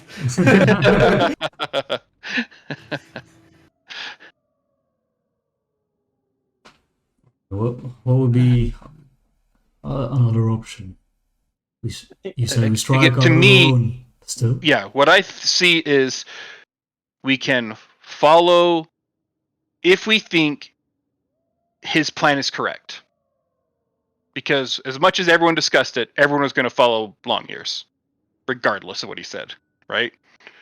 So we follow that plan because we trust the person who's not been forthcoming with information and can time travel, who wants us to resurrect him. Just to be clear, in terms of how everything is presented, because I know I skipped over it kind of procedurally. Like his basic he didn't really advance the plan. It was more that like he agreed with the premise of the all-in. Like he agreed with all the premise, but like insofar as like how the plan was devised and stuff, it was mostly Alec, Yeah. kind of combined with like input from you guys on like how quickly you wanted to go, and but and like suspicions on how it's all happened and stuff. Like like he's just all he's really advanced is like okay, all in makes sense.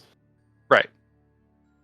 Yeah, but I mean, he's Proposing pushing the idea plan. that It's strongly is he in favor, the yeah. grand master behind all of this, and he's just But we saying the Yeah. right thing to the right people at the right time to make it all go through the way he wants it to. we couldn't Again, it's resurrect anyone basically- evil though, right? We can trust him, or he is the BB. Sorry, what did you EG. say? Attic. He can't be evil. We couldn't resurrect anyone evil, right? Like this. Sure, he can. Can we? Oh yeah. In a Can we? holy Yeah, spirit? it's. Oh. I don't think you could resurrect someone evil without knowing that you are resurrecting somebody. Maybe you could. You like contact their god, right? Like it's a crazy deep. I mean, it depends on the spell, right? Like, or the I think ritual, because in general, it is a resurrection. But I mean, look, this guy is the fucking guy. Like, who knows what he can trick and what he can Of get course, away with? yeah. But like, as you think it would be very hard to like for an evil person to like trick people into using a 10th level resurrect ritual on them without them like realizing everything. But that'd be some mega fucking scamboozle. You mentioned god. Scamboozle of the legends. I Yeah. mean, just ooh. That's exactly Of what Chris course. wrote. That's why he's hyping it up. Yeah. Um, I didn't say it doesn't seem Well, logical, right? But neither does time travel. Okay, but we do have proof. We do he know told that one. us. I think we have there is a general problem with this whole premise of not trusting him, because if we are right, and he is somehow behind it whatsoever, what is the end goal? What is the end goal for him? What is the end goal for us? They might be the same, but then his goes into Yeah. a different direction. On the other hand, if we are wrong and we, I don't know, in some way cause going against him in some way, that might just strand us and backfire insanely spectacularly. And I don't like the odds on this gambit. I think it's a gamble either way, right? I think the way I see it, of course, I have no mind for grander plans, but the stories I've been told by this man, many of them by you, bro, he was a kind, heroic, good-natured man that wanted the best for the world. Now, that in many ways ties into what I want these lands to get back to. I am choosing to trust it, so that we can get back to those values of old, and he is a symbol for that. Aside from that, kind of look like over our trench, like there are many here that have gathered on the premise that we can win together, side by side. I can't let these soldiers go in while I could be there with them, even if I could aid them another way.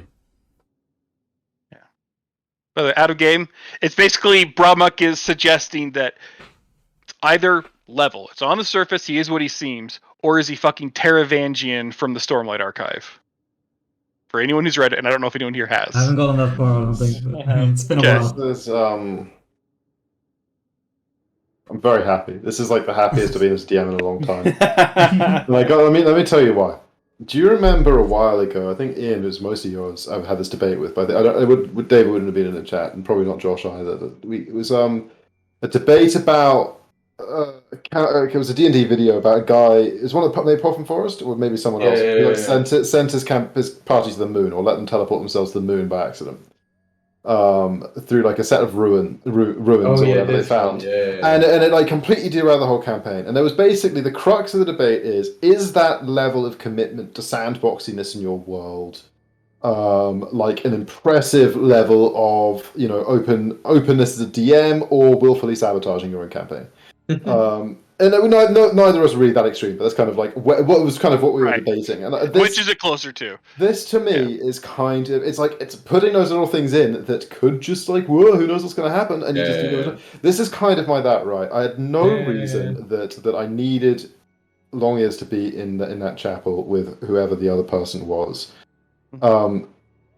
But there were reasons that I thought, maybe he would be. But I put him there. But I was like, but the players will never see. I'm just going to put him there, but the players will never know. It'll just be a spooky figure. Maybe after the campaign. And I was like, and I'll put some reasonable, but not too metagamey things, but reasonable things in place to prevent them from finding out. You would have some memory magic and blah blah. But you guys found a way, and I let it happen. Just for that glimpse to actually happen, despite what I'd planned to prevent it from happening. And now it's thrown in this uncertainty that totally would all the way down the line that totally wouldn't have existed. There's that little cheek, and I can't wait to see what you guys do. I don't blame you for smiling. I can't wait to see what you guys do. This is I'm so happy that this is played out again, slightly against my plans, but in a cool way. It's yeah.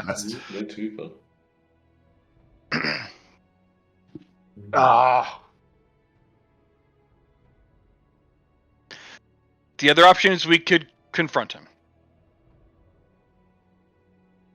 How do you confront a ghost? That's what I meant with the gambit. The bad side of the gambit. Yeah. So again, I think we have before us three real options. Number one, we act like none of us heard this. I know it's impossible, but we just go with the plan that's been laid out with the whole alliance. Number two, we decide we don't trust him entirely, and we go off on our own to try to save Greybird and end Xandorix. Number three, we confront Euclid. I've already given my opinion. I think his choice, I don't think it's much of a choice at all.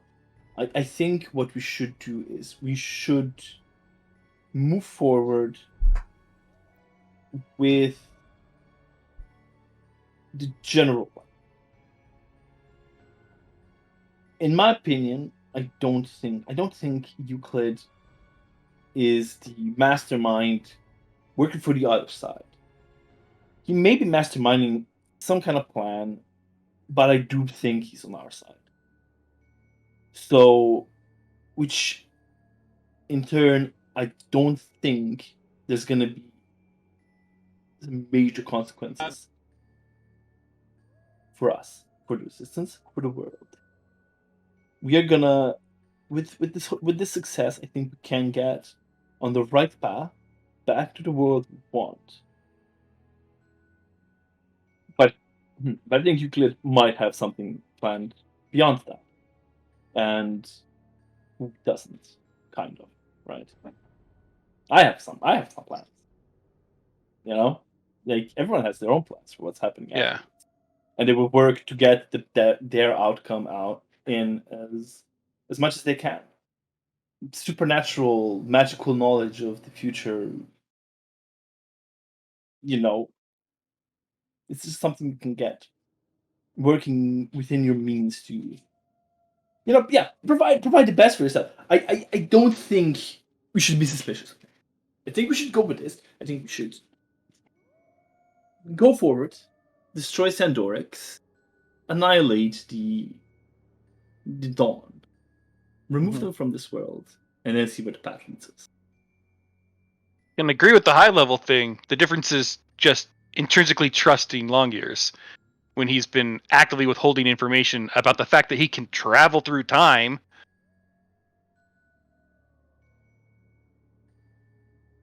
Why would you hold? People keep secrets. Right. But if you can travel through time, you have lived through this moment. I mean, not necessarily, right? Just traveling to a point in time wouldn't necessarily mean that you lived through all that. The message he told me is that he kind of knew the outcome. He knows what happens. He has the script, doesn't mean he lived through it. well, knowing the outcome does not necessarily mean knowing how it came to it, and just nudging. If he- Like I said, it is not much different than, well, having your god tell you what, for instance, right? He's giving me some deity vibes, it's true. However, if he does know what's gonna happen, and if he is the same person as in the chapel, in my opinion, that's only good news. If in future they told of us, ASIC, going on, inventing great things, terrible but great. I assume this is in a society. Called Atlas once more. Well, he specifically told me that the devils want to stop me from doing something, and that Right. might be Yeah. lie. Maybe they want to force me to do something. But if that's the case, that we might as well go in with an army. If the devils want you to do something, opposing that, I think, is always the right course of action. Exactly. No Means matter whatever what happens, else. they lost. No matter what else, there is, there are very few things that are as objective as the knowledge that you do not trust the devils. They are force of evil, primordial force of evil. No, I mean, but if Right. they're I just think fine. we're talking too much in just the idea of right or wrong and not a gray. It's not all black and white. I think he might very well be grey, but I think he's grey leaning onto the white, not the black, and I am fine with that.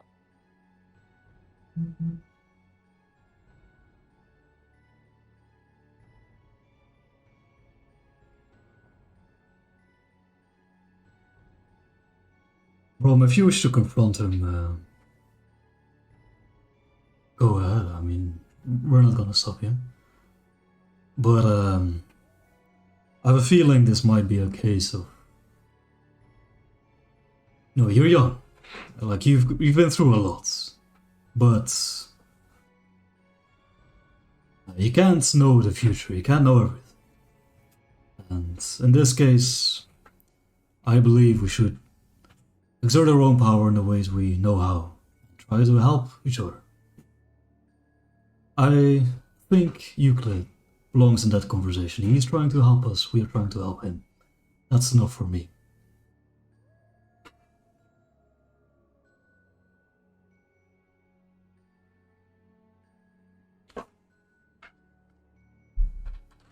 Asik, what about you? I mean, whatever I'm supposed to do or not do is in that forest and not here. So I'm gonna go there, and if I'm going there, might as well bring an army. So not that I trust Euclid, but I think that's the best course of action here.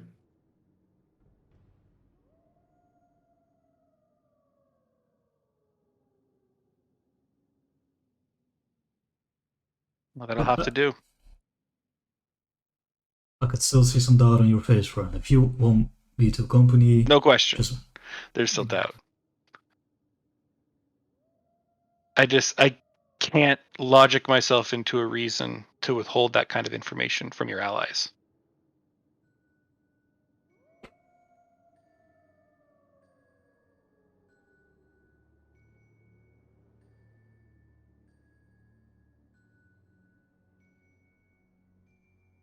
There is also the possibility of being afraid of changing things if they share too much. That is, if you know what is going to happen, and what is going to happen is not necessarily, 100% what your allies want. That would mean that they might make a different decision down the line, which would spiral into not knowing what's going to happen, into unknown territory, into potentially much worse outcomes. There is some responsibility with knowledge and power in general. It is not just something to share with just anyone, or with anyone at all. yeah, you're trying to explain his possible reasonings. I agree. I have faith he has good ones.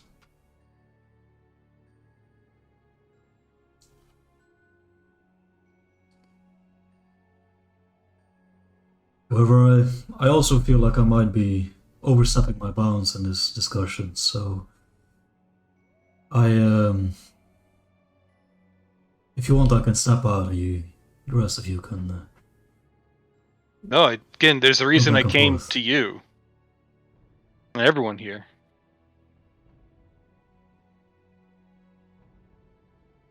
I just think his option is the pragmatic one. And that is a fair assessment. There's just something that, man, you'll understand this. Something doesn't sit right with me. It doesn't feel right, and I don't know how to get that feeling out. I think My hero said it would maybe never you stop should me. just let that feeling. Well, let it wait and Let just it be go. on your toes. Be on your toes. Keep an eye out. But again, and, we're you know, talking about the potential fate of not just ourselves here, but the entirety of the alliance. Well, on that note, I don't think you should put that kind of burden on yourself. None of us should on our own. I don't think we on our own can affect the situation in that kind of manner. That Well, unless you can make that believe kind of the difference. what was the dragon's name? Who said we were chosen? Gave us these items? I've never been one to believe in prophecies. That's a good question. Ethelmira? Ethelmira sounds about right. SSS. I think, yes. Ethelmira? Yeah, I think so. Something like that. Probably. Let me I think Isilmira. Isilmira, okay, yeah. Like if you're Isildur, speaking but of, with a mirror. Yep. if you're speaking of faith and the future, there's no telling whether if it's all predetermined or who we have say in our lives. Yeah. I And I don't choose believe to it is. Live it as I see fit, and that is But enough for me. let's just say, if you knew what was going to happen to a degree, certain people are going to do certain things, and you can travel through time, you can pick moments to slightly change things in your favor. And that's what I worry about. That's the feeling that I have in my heart that I just can't get past. I mean, same Also- goes for prophecies, right? Same thing. The same argument could be given for the dragon, right? That gave you the items. Dude. Again, So that's you- why, you- like, Dragon has I some just kind of use the future item for knowledge the and strength it gives me, thing. not for the prophecy behind it. Yeah, well, no, but I mean, like, you know, the dragon might have had some kind of ulterior motive behind this that would result in something in the future. Mhm. I mean, True. you can't know this. There's literally no way to know this. It is a point of that you can debate into forever and never. You're right. I mean, Moonstone And I speaks think wisdom you're as looking well. at this much more level-headed than I am. So I appreciate the discussion. I will say, I agree with Moonsung on that your caution has saved us many times in the past, so if you cannot ignore it, keep it in the back of your mind, and perhaps you can change something. Should it come to pass. Sometimes best thing to do is just wait and be very observant. Some things just happen in certain moments. All right. Sorry for keeping you up so late. I'm already wearing my pajamas. It's a big onesie with the butt flap for With a Leon. little hat with whatnot. Alrighty.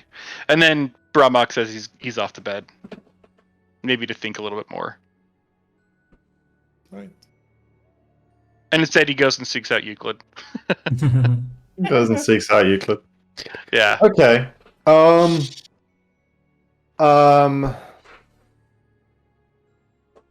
Yeah.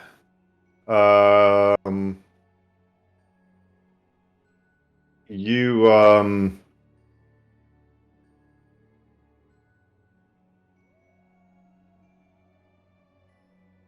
Yeah, you head back to the sort of the tent where you know Euclid to be. Mhm. And as you're kind of peering in to sort of to get a view. He does the behind you thing he did to Beck earlier, where you hear the voice. I wondered when I might be seeing you again. The uncertainty in your thoughts is grating even amongst all this. And he kind of like gestures towards like the general uncertainty hustling and bustling around the camps. Yes. Are we due a walk? He kind of like gestures towards like a slightly more secluded area away from. That would be nice. Excellent. It's called Channel B. Here we go again.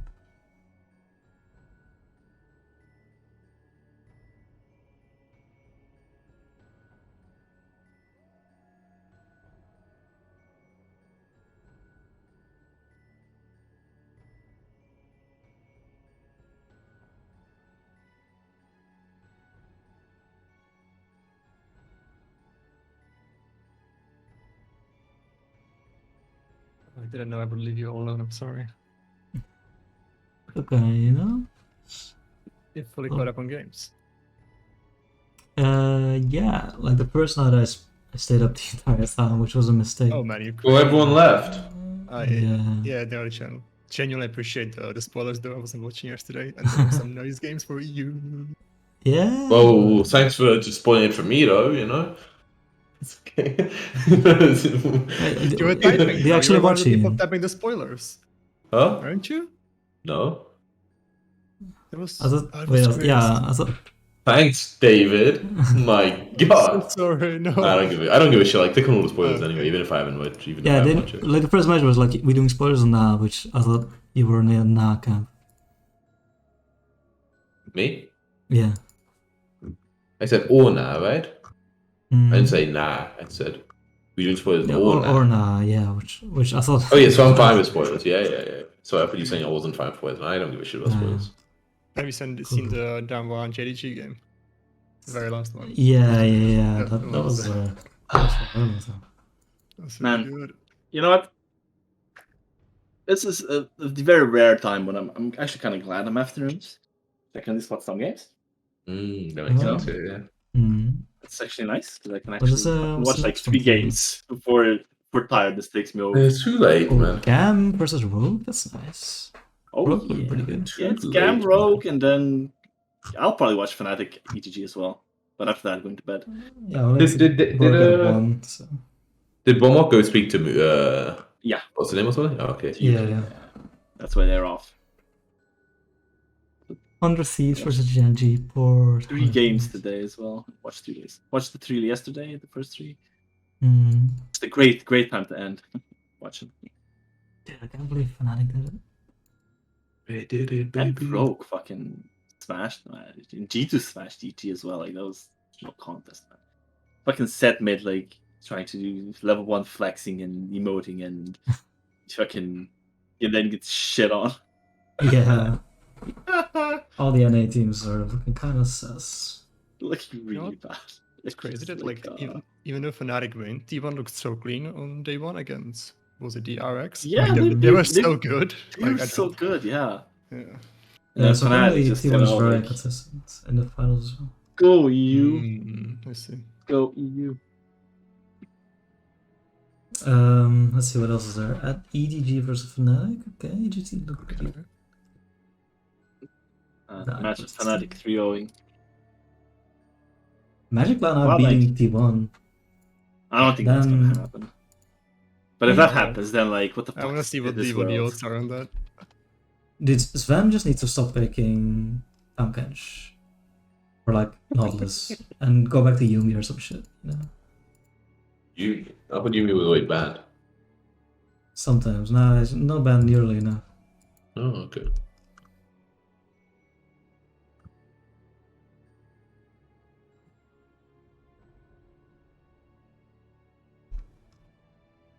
Yeah, it's actually. I think this might be intentional for EU that the EU games are first. Has to be, right? Because I'm looking at it, it's like the same all 3 days. Like EU games are the first few games. Yeah, so the schedule's been real nice. Yeah, I think that's definitely intentional. There's no way it wouldn't be. Or maybe it just happenstance that they want to get I the don't- tougher matches later I on. don't and- think so. I don't think so. I don't think so. I think it is this like. Really... I mean, what are Wait, the but it's times also like in games China where- and Korea? Wait, sometimes a team has played twice in a row. That's Has? crazy. Oh fuck. Yeah, I forgot I'm looking at like next Saturday and Sunday. Like, down one has played twice in a row, and then Sunday When? Maybe DES if has everybody played twice. plays twice once. RNG, like the final two matches, RNG has to play twice. Maybe because of seeding. So Well, no, but then it's like that's just groups yeah. on certain days. Like they can't not play twice. Some people with 4 people in the group. Yeah, but like twice in a row, like Yeah. 2 games. I mean, you back to back. can't not have that. Can't you? But that If hasn't it's been a like problem literally up only until one this point, group right? per day, like one team, I team one mean, plays like- team 2, like for the team 3 seedings. plays team 4, right? Then you don't have team 1 team against team 2 again, right? Well, you have to have one team. If on that second week, right? It's like Yeah, so- the whole yeah, so group if plays on only- the same time. Yeah. So Right, the that's, whole that's, group that's goes. the thing. So you have team 1 against team 2, team 3 against team 4, but then you have team 1 against team 3, right? Who's just played. Hmm. You can't not have someone play 2 games. If you do it that way. Yeah, I know it's a friend for my match that's fixing and smart. stuff. Thank you. I looked at this. I'm like trying to even process the explanation. I don't know how you figured that out. Wait, what explanation? I wasn't even listening. I don't know. It was very confusing, but the way the teams have to play each other.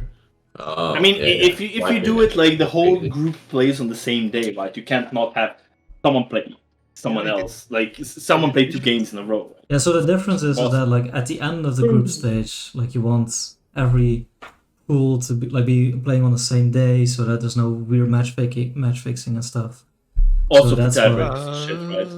That's the tiebreakers as well. So the tiebreakers can be played on that same day and shit. Yeah, so But that's there why are- you can like cut in other games from other pools in between. Yeah, and because so right on. now it's very it's I see. Yeah. Okay.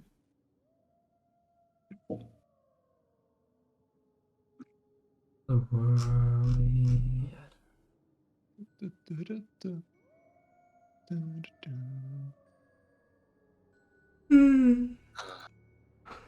Well, what time is it? 8:30. Huh? I haven't done anything yet. It's done a lot of talking. That's also great. You know, Which I Imagine we didn't play last week because Chris I wasn't had a- that ready. I had a thought, right? Like during this whole discussion is like people who say they like RP, they like this kind of stuff, right? But in some way, to get to this point, you kind of need to earn to get to this kind of point, right? In a campaign, right? You can't just jump into this like without some kind of No, of course investment not. into world, into characters and stuff. It's hard to just session 1, 2, 5, 3, 4, 5. And There's just different kind of kinds of same RP, right? Yeah. There's like RP like this, which is like I don't know how do I describe it? Like meaningful RP, where it actually has a cause on this game's story in a way, right? And it actually really affects the game. But then you also have like kind of just a side or like RP where it's like character RP where it's like okay, we're gonna have a conversation about it's not gonna affect anything. But we're gonna do it with fun, right? And they're like very different in my mind. Like this is RP which like in some ways decide the story. But you also have RP where like fucking this morning I fucking make a terrible breakfast and accidentally put my salt in and Aztec hates it. And you're like it doesn't really mean anything. But like it kind of involved RP that involves the story and stuff. I think As it's it just would give you personally cooking much lessons. better, right? Like it can involve like- the story. but yeah, not- it's like a storyline episode of anime instead of a filler episode in a bar on a fucking Yeah, but the fill episode is Hot still RP. Springs. But I like the fill episodes in RPing in sessions as well. Oh, yeah. Like I don't like RPing only if it advances the story. I also like Like RPing if you don't have personally, I think you can have a long session of this kind of RP, but like a long session of just tavern. You can't have a long, bullshit you can't have a RP long would be session like, like that. No, sure. But it doesn't mean I don't want to You do know? it. It just means I want Yeah, to yeah, just be on the side. yeah. But no, I agree. Yeah, you could. Yeah. To do like a full session like this, it really needs to mean something, and that generally doesn't happen early in stories. Exactly, yeah. Because you Earn- don't. Yeah. But I mean, I think that's more just the nature of stories. You have more have decisions like this at the end of the stories, right? Than at the beginning. I guess it's like. it's only the things, the final decisions that things really matter, and they're always at the end. I mean, you could have like RP like this at the beginning, right? Like we could have had RP like this when we, encountered the dragon the first time, or if we decided to go to the underground, or I think there's a lot of meaningful decisions that sometimes are glossed over. Not every time, of course. Sometimes you just go for it, but sometimes you could make it more meaningful than it plays out. Well, yeah, of course it's a balance, so just do one about the other. But I mean, you have systems which are basically a bad even system, but much more RP focus even from the beginning. Yeah, I don't really a character RP can also influence the story, right? Like if your character. Oh, it can, but it can also not, right? Yeah, that's true. It could be very influential. I gotta buy the flight tickets. That's good. Okay. Dude, I got my flight to Malaysia confirmed for my work. Let's go. Crazy. Really nuts. How long you been there? 2 weeks? Weekends 10 days. 2 weekends, only one work week. That's the best. You fly on the Friday, you fly on the Monday, and you get both weekends. What are you gonna do there? I'm gonna work. Work.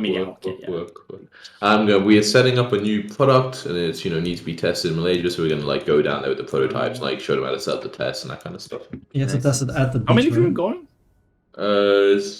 3 of us. So there's 2 of us who we get on pretty well. All my team are kind of also young people, so it's also quite nice. So it was me and another guy who were on the project together, and then another one of my colleagues, also in the same team. She's gonna go down for something kind of semi-adjacent. And we should do some of the work, but not all. She'll do a different thing, but then she'll also do the same work for 1 or 2 of the days. It'll be it should be fun. Dude, it's gonna be fun to go on get a fly in premium economy, the dream.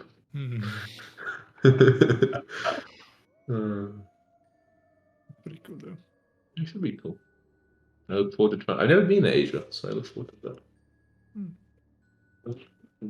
Malaysia. A lot of beaches. Malaysia pretty far. What's Not a that? jungle? Beach? There is some jungle, but I don't think the area where you go. The racing cycle is really cool. Okay. It's really fun to do. Yeah. Speaking of, I read that Verstappen has won today. He has. I haven't seen the race because it was very early, 7 a.m. or some shit, but he won. He won the championship. It's over. Yeah, So that's boring. Yeah. So already over? Yep. Boring. Apparently he was confused as well. Oh, I won? Oh, really? I haven't watched there, I guess. He won. There was some confusion. Some trouble with point calculations or whatever. Oh, I see. Too complicated, too complicated. Yeah, we did Go back to whereas the most wins at the end wins. Easy. You think Bromok just died to Euclid? Possible. What are you talking about? I have my ID. That's obviously not the correct. What are you guys talking about? What are we talking? Why did you think that happened? What did Chaka say? Bone should die. Who died? Bromok. Because he Wait, went why did you without say too that? long years. And But you don't actually. Oh, I thought you saw a vole or something that actually made you think. No. It's because it's been so long. Sure.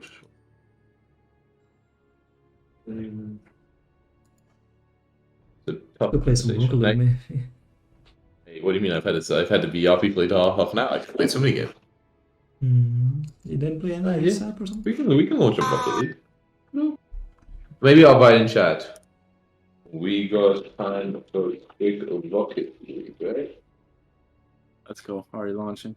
Alright, so I mean, I'll just No question. No question. I mean, it's but Adelaide launched the game. They have this one before we first find the game. Otherwise, then clearly we had time. We have priority. Ace showed up, Jack got one piece I was reading. Ace is a little bitch, I remembered. What do you mean he's a little bit? What? He said no! What a... Just extend the conversation for 5 minutes, folks. Wait, he said no? Ah. Are you sure, though? We can be. We started too late. The idea came too late, guys. That's true. Sorry, guys. No, I've been playing. I just got Maybe just ask like 5 more questions or something. Yeah. No, we should do that after the session. Alright. Alright, so Brom with that? Yep. New character. New character. Playing I'll what's just her start name? playing Long years Elandria. now. Yeah, yeah. No, Landria. I'm Elandria. It's the same level and everything, right? Genius. Pretty close. Does They, anybody have anything else they would like to do? Like yours, any more roleplay, anything we need to cover that happens this evening? Or in Yeah, the we'll morning probably Definitely before? spent. A little talk with long ears. You want to go hand to man as well? Oh no. We're gonna go one by one. Yeah, I All of have a us, one-on-one yeah. with you, Chris. Come on. Let's get a little one-on-one chat with long ears. I ain't doing anything. No. Yeah. I make sure I take blind fight tomorrow because it sounds like ambushes. People must be in. Gotta take blind fight as my flexible one. Yeah. I mean, I would have taken my first one anyway. Who cares? Yeah. Okay. You similarly, make your way to the tent to look for him. Yeah, he's not like so attuned and expecting you to see. So yeah, you come inside and have to go over where he's like Spirit is sort of potentially. Oh, wait, he's talking to me? No, sorry, I was joking. I don't. Oh, he does. Yeah. What do you mean you don't joke? No, sorry. He's got all sorts of things to say. What? I was figuring out what he was going to tell. Oh, my bad. my Jack, bad. I come was on, like, go back into.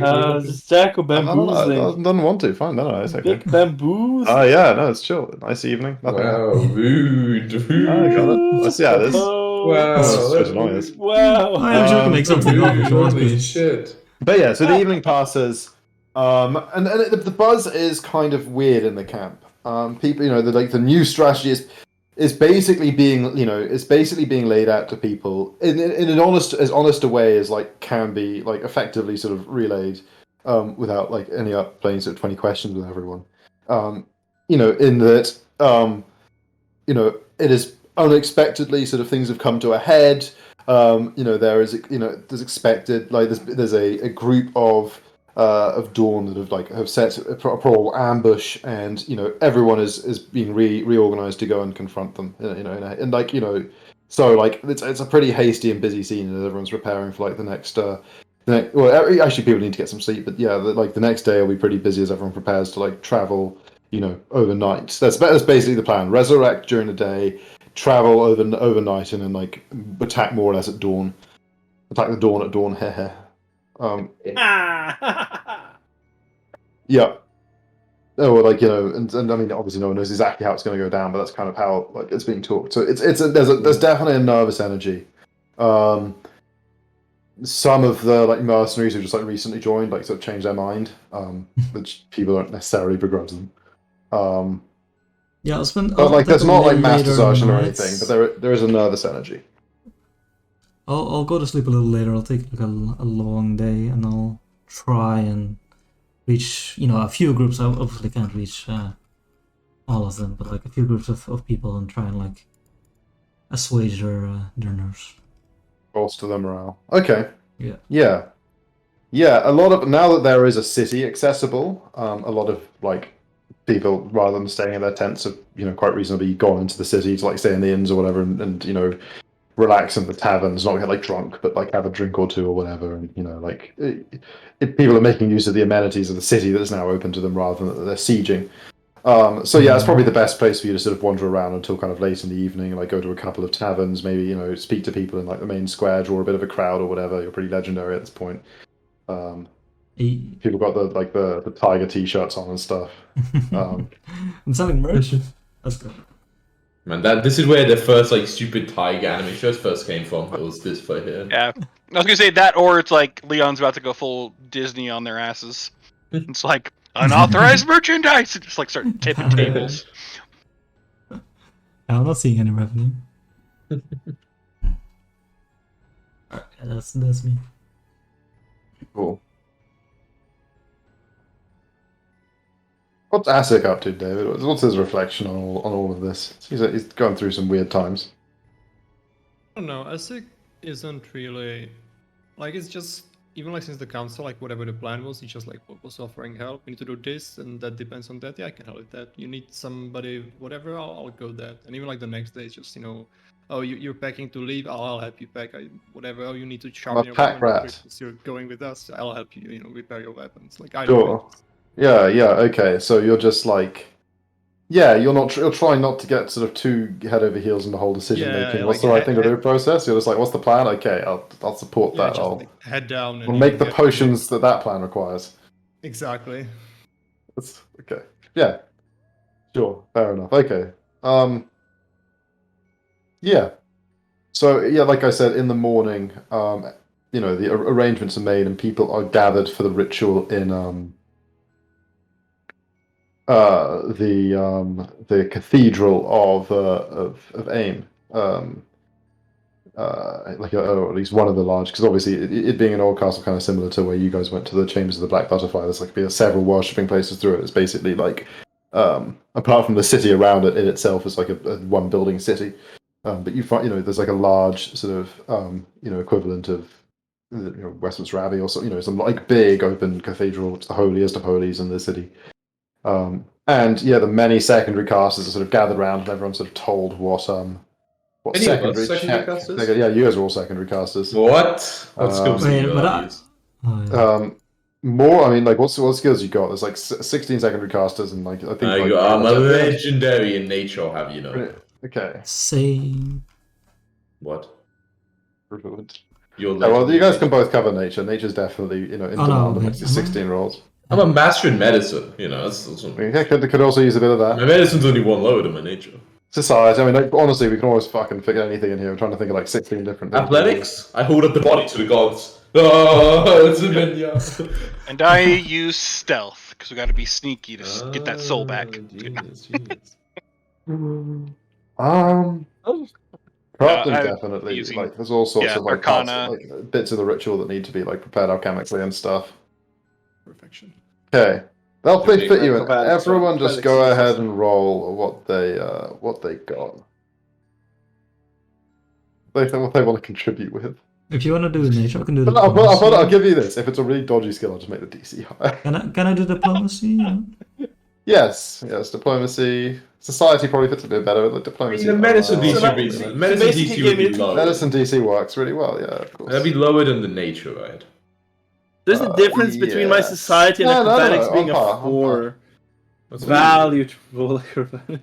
on par. Then that's Okay, what I we like. to got a hear. nice little arcana. Ooh. Oh, Oof. What are you meant to do? What are you meant That to do? 20 and that one, the cancelling out. Perfect. It's fine. Okay, overall, the party contributes. Probably. I don't know. Frankenstein's bonus is broke weirdly, but whatever. Yeah, I think there's loads of actually- other roles going on. I'll get all that. But I the think real, it's like 16, yeah. right? Anyway, I mean, like whatever. We're trying to fucking. It's all crazy anyway. We're trying to cast a 10th level ritual with only 18th level people. How does this happen? I'll tell you how it happens. Alec is doing the. That sounds cool. I don't know what would work with a ritual. That's true. Right? Alec has got the primary check. When it comes to his turn, he is empowered by, or is joined in his role by Saji, who notably was not one of the secondary casters who before everyone summons and channels the power of Veilthrax's lightning into the The old form human of battery. Alec. Clear. Yeah, the power of the legendary dragon. Overcharged, Alex. I mean, he's been used to power hell. Now he's being used to Right. power the forces against hell. Makes a lot of sense. To bring forth the result of Alec check, who also has advantage. So I'm just gonna roll Wow. 2d20 d1 and see how high Man, we imagine get. if they just crit fail though, and like the ghost evil one comes back. Oh, good thing we D the one. Ooh. I technically was the second dice anyway, so it was he had it without advantage, but it's always good to have two dice. So yes, through the efforts of everyone's channeled forces, Yeah, like I think with you guys overall contributing, like an 11 is good. I was ruling like it was pretty much like on a 50-50 thing anyway, and you guys didn't actually hurt it, so Nice, didn't hurt it. yeah. Baby. The light grows in intensity over the course of the day, as if sort of a cocoon of it were being formed in the center of the sort of the main cathedral floor.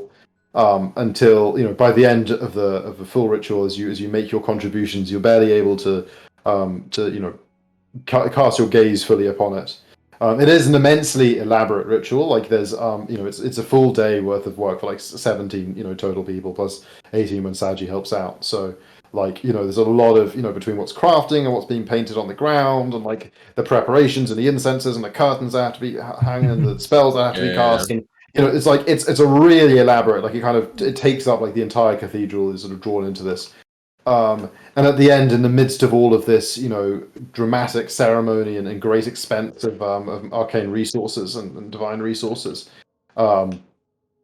just as the sun is dipping lower and shining its sort of orange rays through the stained glass of the cathedral on the one side that faces outwards towards the out of the old castle, the cocoon of light explodes away, tearing itself to shreds in quite a forceful, that kind of staggers everyone, blows all the candles out, staggers people backwards.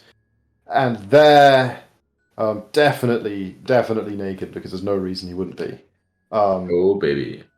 Is the form of that. It's not a critical success. So he's got the whole like 1 HP, like week of like being a bit -1 thing going on.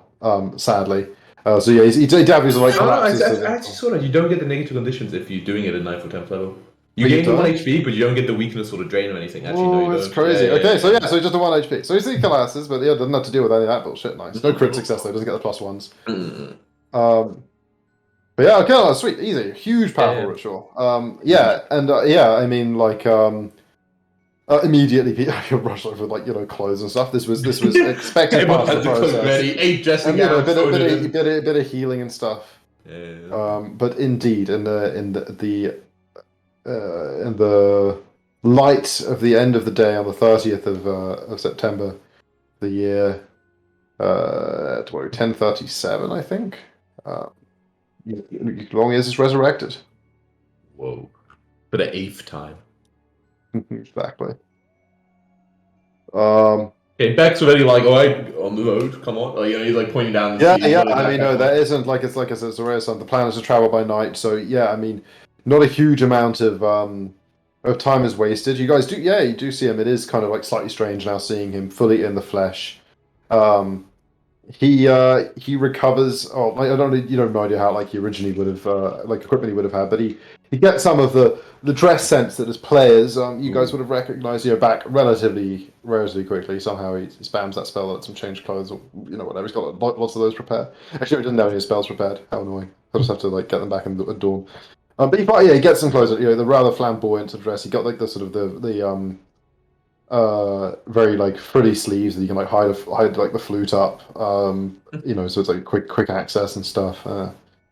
For when you do a bit of barding on the spot and all that. And can I get like a chant going like throughout the camp, like "Hooray! Euclid Longers walks among us once more," or something like that. Yeah, I mean, it definitely, especially with you, encouraging that as a morale spreading exercise. It definitely gets people's kind of that gets people's spirits up. We should hide the fact that he'll be, that he'll be part of all this, and that as everyone goes to whatever this last ditch destiny they've been promised is, that it really is, that it's everyone, you guys and Saji and Alandra and Long is, and is all sort of, it's all very morale boosty. Nice. Okay. What's the plan for us getting there? Like, are we just literally going to march? Like, don't take like a... Yeah, I mean, that's kind of like the idea is to kind of, based on Alec's plan, is just kind of head there like in a sense. I mean, obviously, a bit more of a rush, but just kind of like we were planning to originally, up until the point where they're like ambush springs, and then to reverse Uno. What's how long would it take to get it from now? Like, if moving just- just many people, is it slower than normal? Like, Not expected to be. No, basically you're expected to like be able to travel there overnight and sort of like arrive there at dawn. but fresh, right? Somehow. You know. Yes, exactly. You know, we haven't done anything to this. It's a bit ritualing. Exactly, which is like very non-intensive temple yeah. magic. You know, just cooling down, train level character. Very chill. Very Easy chill. day. Easy day. All right. Yeah. Beck's, pushing on everyone pretty hard. People Making basically sure we're going making in nice. preparations for this. It's going to be fine. Exactly. We made a lot of coffee ready.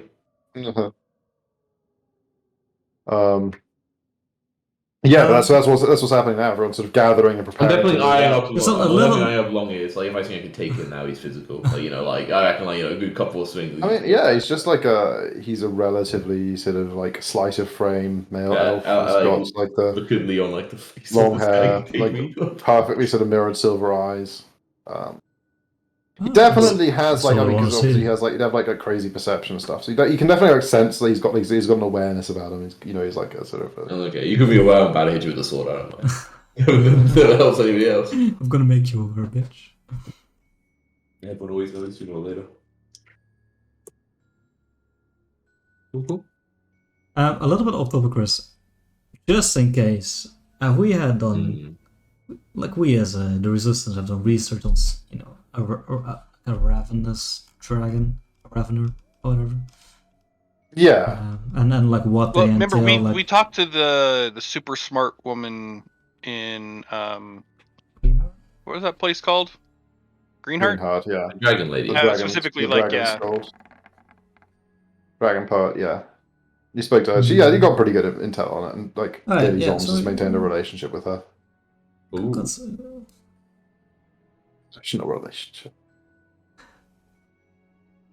No one can resist this Zoms for long. True. Alright, cool. No, then let's ride. Let's ride. Yeah, so I mean, like, again, you guys just do kind of travel slightly more in number. Like, you don't leave any defenders at aim. Those who like might have been, fortified nearby in the forest and have like trickled in. Spell like those who were able to travel by magic from further away have arrived and like bolstered by the numbers. It wasn't like a tiny number of people. It's like so it's a reasonably sizable force. It represents, especially in terms of like the most powerful people, basically the full strength of the resistance. That marches away from aim, kind of in a characteristic, like not exactly in sort of like straight lines marching in side by side in file, but really just a kind of like a hodgepodge and a muddle of like all the individual like parties and groups and stuff that it is. It's really not a sort of like trained army or an organized army in that sense at all.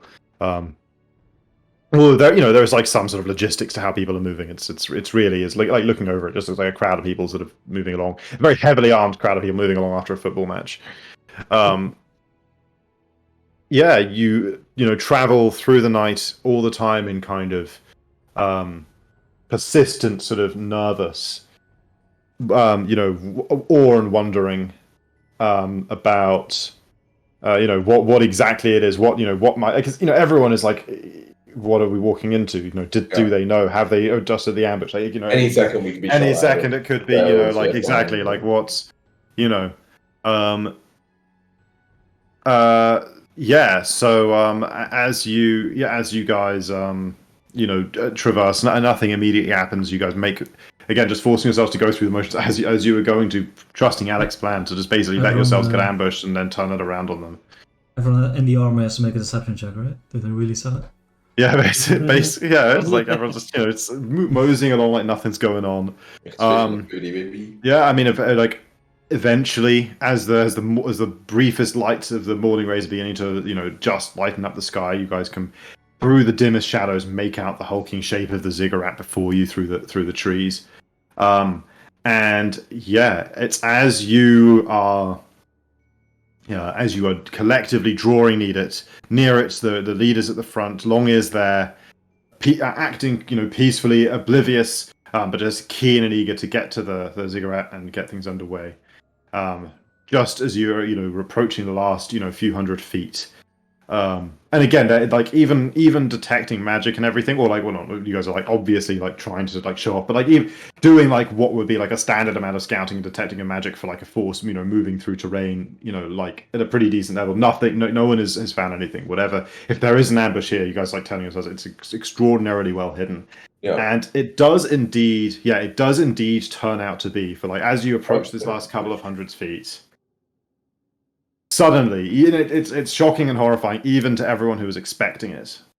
The world, the world doesn't twist and walk, because I don't want to overuse that term, because there's reality ultimately it's about to happen that I've got to describe. But veils shift suddenly, like watching polarizing light filters change. The illusion magic that is the powerful illusion suppression magic that's been around you guys shifts, and things rapidly become concealed and then visible that were just moments ago completely undetected. As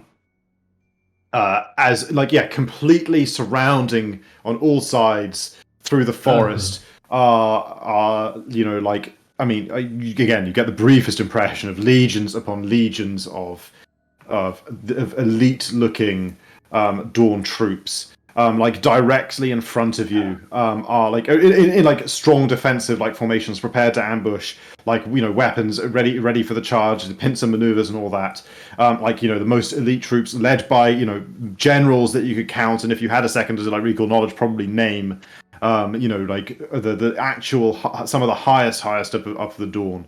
They're arranged, before you with units before them, ready in ambush, bows at the ready, and so on, spells almost ready to be cast. Behind even that, you see the mounted form of this enormous figure that you instinctively know to be Dumuzid, the commander, the overall commander of the Dawn. He makes for an enormous, he's sort of like a Hagrid-shaped sort of figure, like this great thing, and he's in many layers of like overlapping Hell Knight plate, wielding an enormous cleaving axe, and also is himself just like is large, whether naturally large or like somehow enlarged, is in this large form, riding on the back of a huge rhinoceros. Like with like splitting horns at the front. Like many, it's like this huge, itself heavily armored creature. I mean, ready for the charge. And even as all of this falls away and the ambush begins, you can already see them preparing to move. But Alec, who has been ready for this moment, nervously waiting and hoping against hope that this magic will have the effect. Oh man, if it doesn't work, has the effect you promised. Raises the globe of energy that he has been carefully maintaining above his head, and slams it down into the earth at his feet. At which what ripples outwards at a probably close to the speed of sound is put it like this. I think Matt Mercer would have probably got 5 minutes of adjectives and to explain. I will abbreviate it to some Doctor Strange shit. Radiance outwards as reality bends, twists, and shatters, and suddenly everyone in corporeal form, in incorporeal form, in some phase in between, is flying through the reality of what is happening. And I want everybody to roll me a D100. Oh, dude, we need two of us to shove next to each other, man. Monka, someone roll the same. Ooh, not bad. I want to blast though. Oh my god! Nice, guys. Wow. Nice. I rolled a 15 before, now a 5. Man, we're pretty far. Pretty spread out, yeah. Pretty spread out. 80, 60, 40, Leon. 20. Yeah. In this moment, you manage to, keep or at least understand and sense and react just slightly ahead of everyone else, as you sense everyone else moving away from you, and your sense of self warping and your sense of who's beside you warping and everything going strange. You have a moment where you are the first who is able in all this to influence yourself at all in any way, and to change to choose your path. So in this moment, as you sense all of your compatriots being, being warped by the spell as well. To whom do you instinctively stay near in this maelstrom of? To which one person do you instinctively stay near in this maelstrom of energy? And then there's no there's no other choice than the long ears if I can. No, just your party members. Just my party. Just your party members. Yeah. In that case, those are the ones you were nearest to when it all. It'll be Asik. It will be Asik. Okay. In that case, let me go here. Let me just prepare this slightly. You get Claudia for free. Whoa, what busted? Asik's like a pet. Why don't we get Asik? Yeah. Yeah, as the forest twists and shifts totally unexpectedly Was there around any you form guys. of save? Because if so, I'd like to try to use Spell Devour. Interesting. I mean, we got Spell Devourer. And you succeeded a saving throw against a spell. You get 208. Exactly. It's a total level 1. It may not be possible, magical but effects. you know. So everyone else gets magicked away, and then you're just left behind. You're like, oh, I Just left there. No, in this sense, yeah. In theory, there might have been a save to the god could have passed to avoid being, but yeah. Everyone gets sucked into this. This is the. I think this isn't even really affecting us; it's more affecting the world. Yeah, exactly. It's That's amazing, but we're not getting saved, right? It's more like the world itself is changing. There's like a really bullshit moment. I mean, there's many bullshit moments in the Yu-Gi-Oh anime, but there's one bullshit moment where it's like the thing is my Egyptian god can't be affected by your trap cards. And your trap card's like, my trap card isn't affecting your god; it's affecting the ground under it, and it's like earthquake or something. There we go. It's like, I'd be so pissed in a tournament if someone was like, "That's canon. That's the rules." Recognize the spell.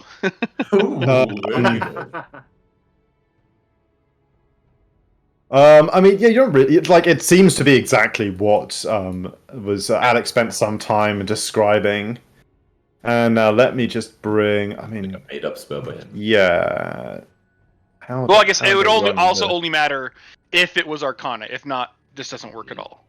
Leon and Asik.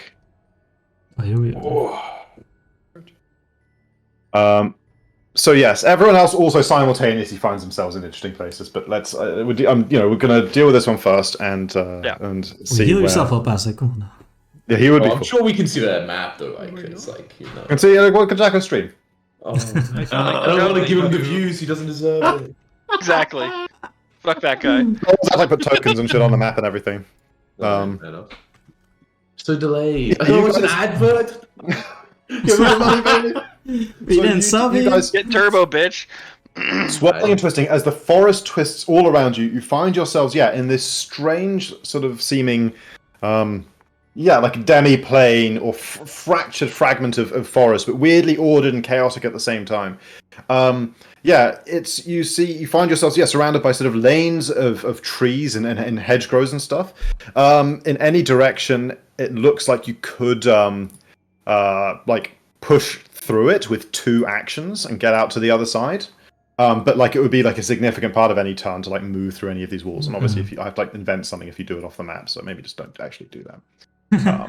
But you can do it. Don't do it. And kind of all around you, as if all of these places are somehow connected. You hear the sounds of battle and conflict and stuff breaking out.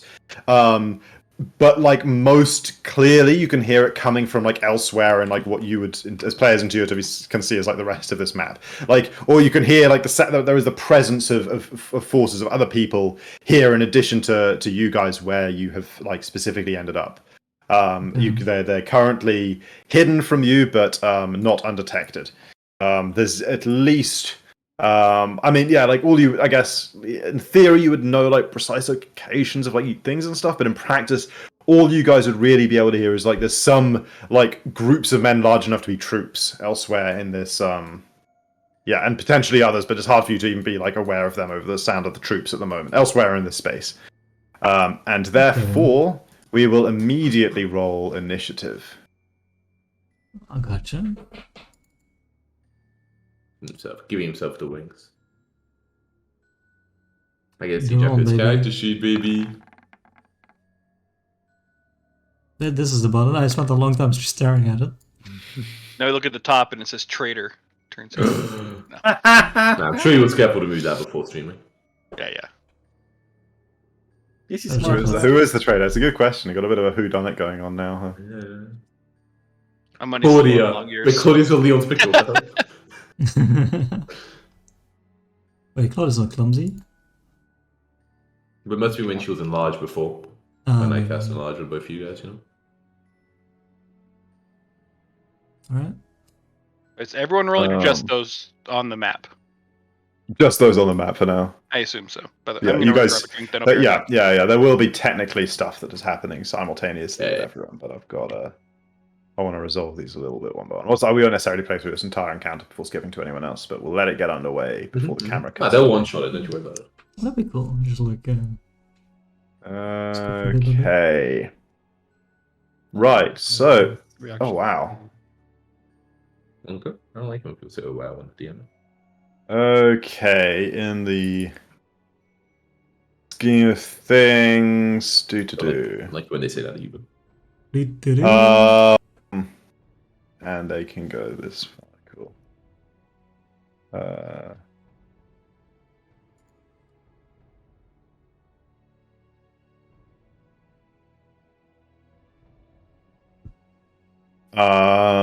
To say here and then here. it's fine. Actually, you know what? No, you know what? I need to like actually roleplay this a little bit better. This whole situation would be completely surprising to them. They wouldn't like just actually just start. Like, yeah, okay.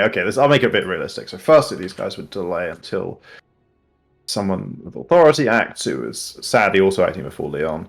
Yeah, like honestly, I think they just kind of spend. But I can just keep going and let you guys act for now. They'll get like some things done, but they're not really doing much this turn. They're kind of just like, what the fuck? About to ambush and suddenly this. Like kind of getting their bearings and discussing exactly what's happening. So I guess actually.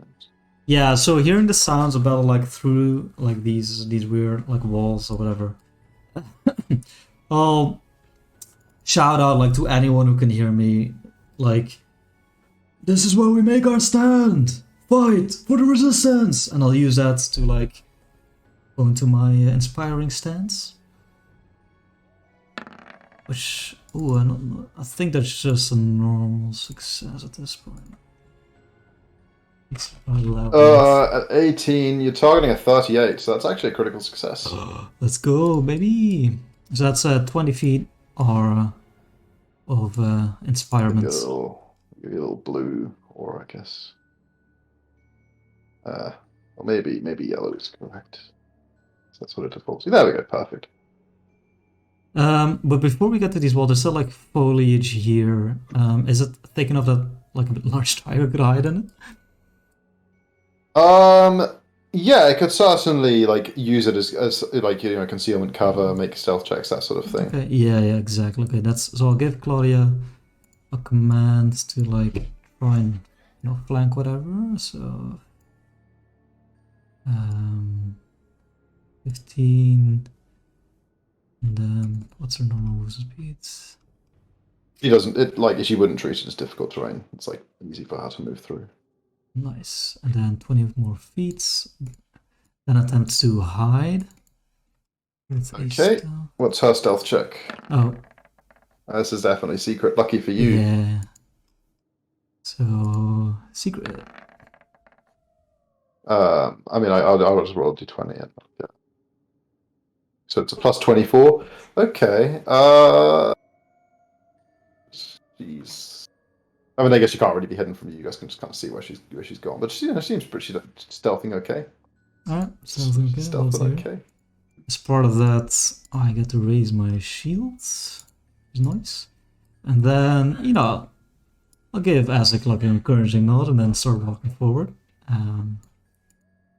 What's my movement speed here? Oh man, I totally. Was gonna find some music for this. Okay, I'll get some music going, but I need to find some actual music for this. And then that is my turn. I'll actually move like here into the middle.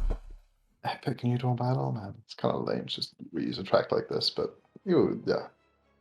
We're not going to resolve like even half of this session, so that's I'll have some better music next time. Thank you. Okay. Asik, what do you do? Nobody between us. Okay. Oh yeah, so I haven't quite finished describing. So yeah, you got these sort of avenues of trees that look like you could squeeze through them. Above your head is like almost a ceiling of roots and vines sort of woven together, not like like forming like almost high above dome above like the area that you guys have found it, like basically this map. You could like go over the rows of trees that are forming these kind of like these avenues, but like flying around up there is going to be like greater difficult terrain because of all like the vines and roots and stuff that are like basically filling the air that you would want to fly in if you went like above the level of the trees. So you could also like climb up there and potentially like climb around in like the vines and stuff and like move in space, but overall it's like kind of relatively sort of enclosed. I'm gonna follow you. And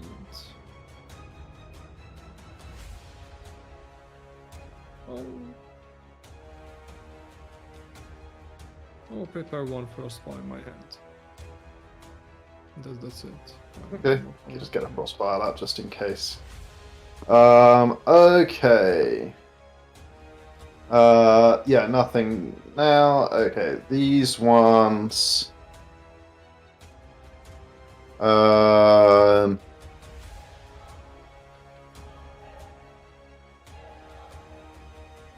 Would go da da da da da.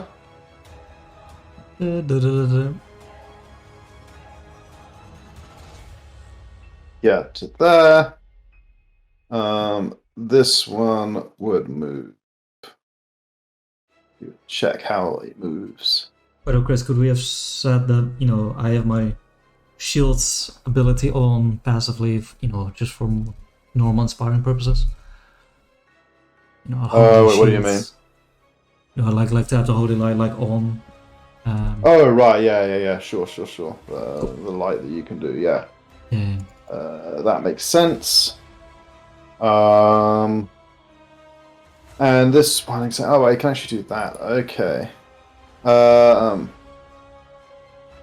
So yeah, you hear like a voice shouting instructions. You know, calling move, move up this way, form up here, and you know, like generally giving like you know instructions as to what should be going on. Leon, it is your turn. Okay.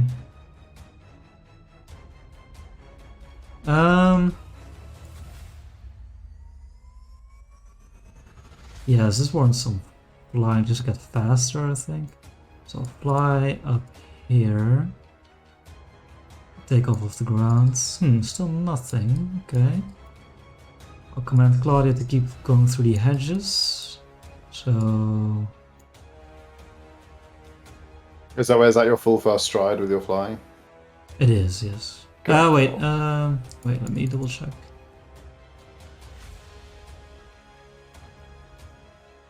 The soaring means 10-foot bonus.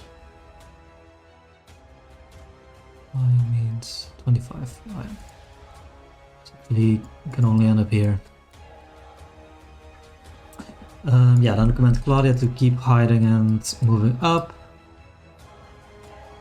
And I'll call for Asik to follow me, and I'll use an action to give him a movement. With why is not one of my actions? With to battle.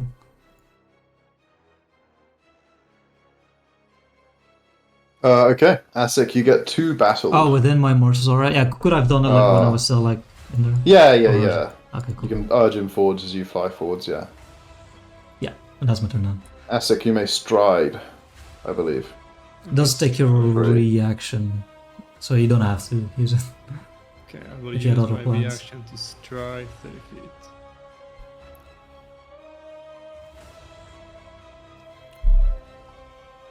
Okay.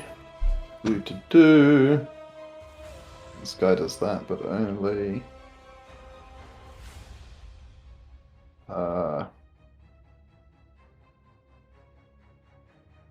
So far.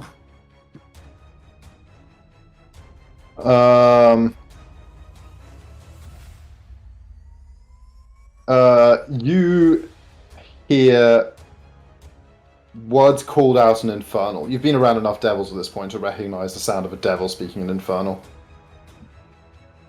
Does anyone understand Infernal? I don't believe so. No. Okay, cool. Asik.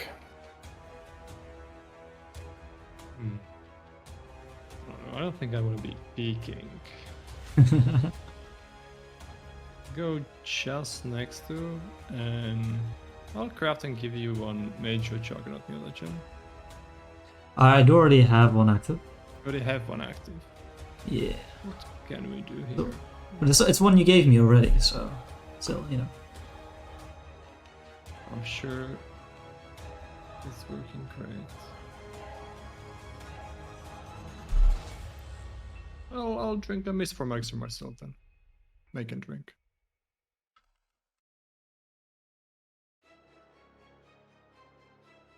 I'm sure there's a symbol for becoming misty, right? It's concealed. Alright. Need to mouse over enough things to find it.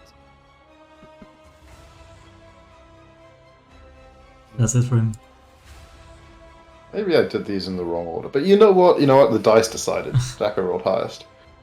He chose David. Maybe there's an order where those fights would make more sense, but it's yeah. Man, none he of these hasn't things are killed them relevant. yet. He hasn't killed them yet. We, What the we fuck? can also still swap to someone else, Chris, if you want. Yeah, I mean, because you Leon could even have made attacked all one of of us them roll yet. initiative, and then just just gone through all of our fights. Crazy. Okay. That's insane. Yeah, Yeah, you guys hear the sound of at least a couple of troops moving, like worth of marching. Yeah.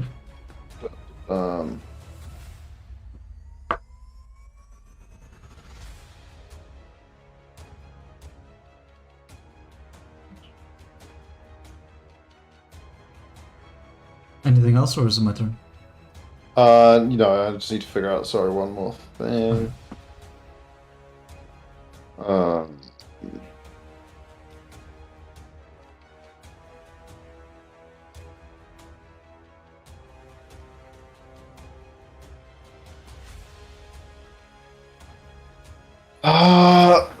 Useful.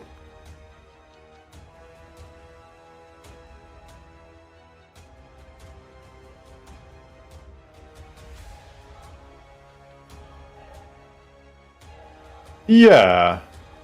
I mean, you over the noise of everything else. You hear the sound of someone cast a spell. Not completely unexpected amidst all this. Right, Leon, you're up. Alright. Time to take a peek. Okay, 15 feet.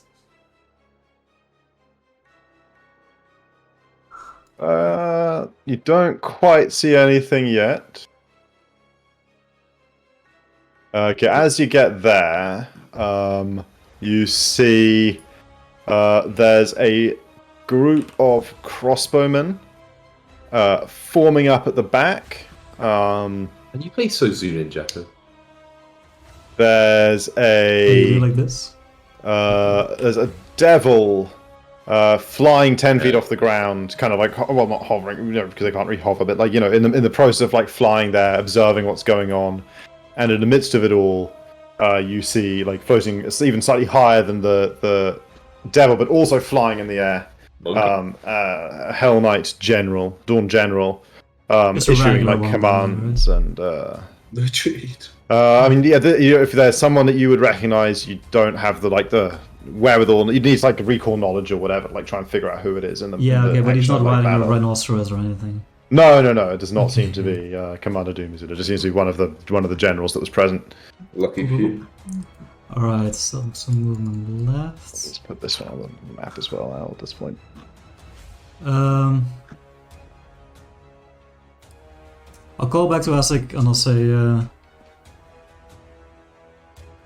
alright, we've got our work cut out for us. Some flying Dawn and the Devil. Maybe it's best to get on Claudia. I'll command her. Yeah. Actually, I won't even use an action. He'll just use her free movements to go up here. So you have the option to mount her, or they want to or not, because they're quite far. Damn. Well, I have done my turn, right? Wait, and then yeah, exactly. Yeah, you have to do it in your turn.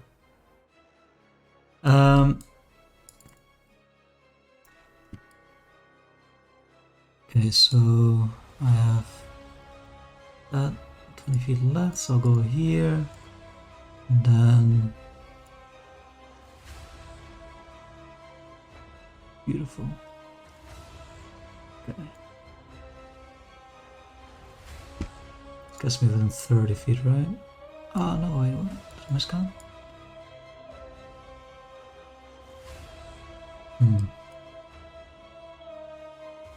Could have gone there, no. I'm not quite. Okay, in that case, I'm not quite there. I'll just raise my shield normally. And Okay. that is my turn. Okay. Just like Seeing flying. you rushing in, this large flying devil with its chain things and whatever it's got.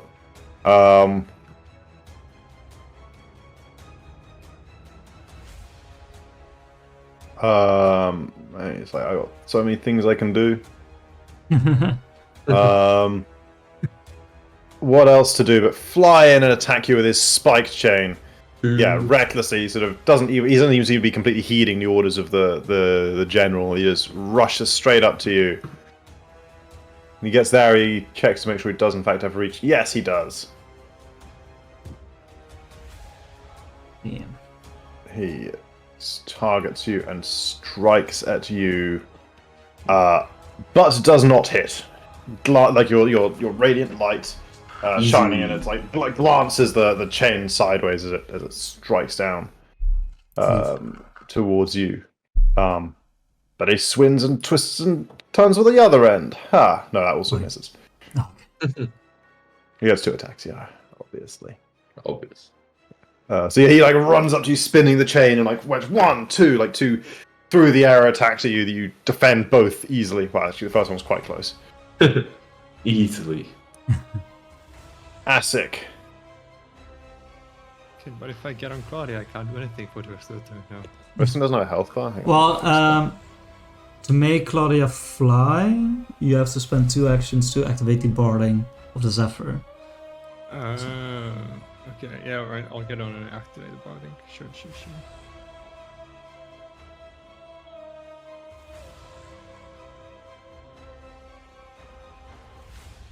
That's 3 actions total. Spirit Elites? Wait, I don't see those. You hear them, they're just kind of around the corner.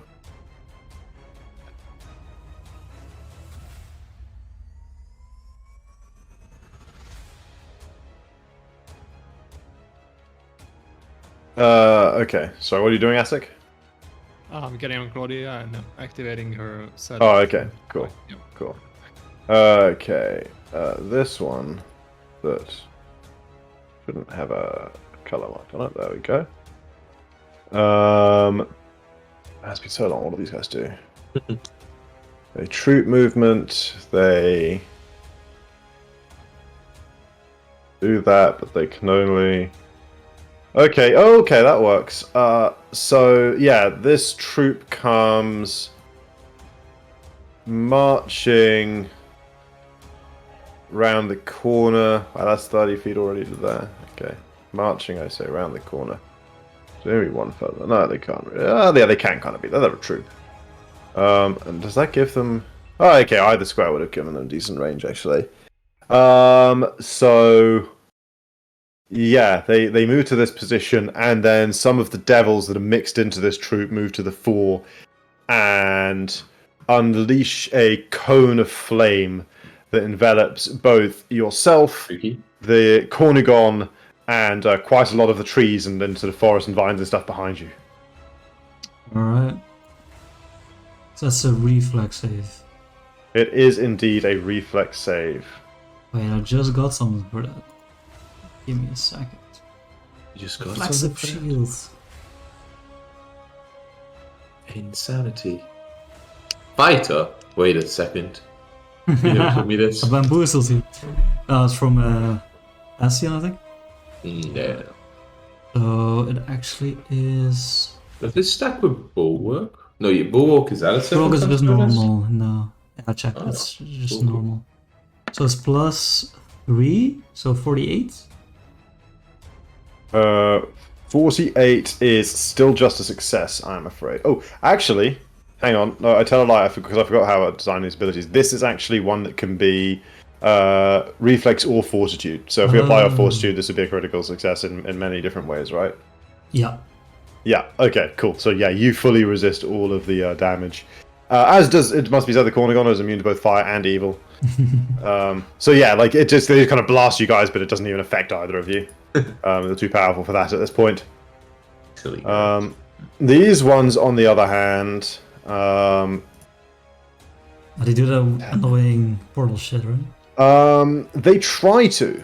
The demons, the devils rather, within like attempt to open the portals, and like the space next to you does twist, but it seems like in this place, like conflicting reality warpings are like overlapping, and like they can take shots at you, like, but it's almost like opaque what they're shooting through. You are basically invisible to them. They have to make it like a rather than a concealed flat check.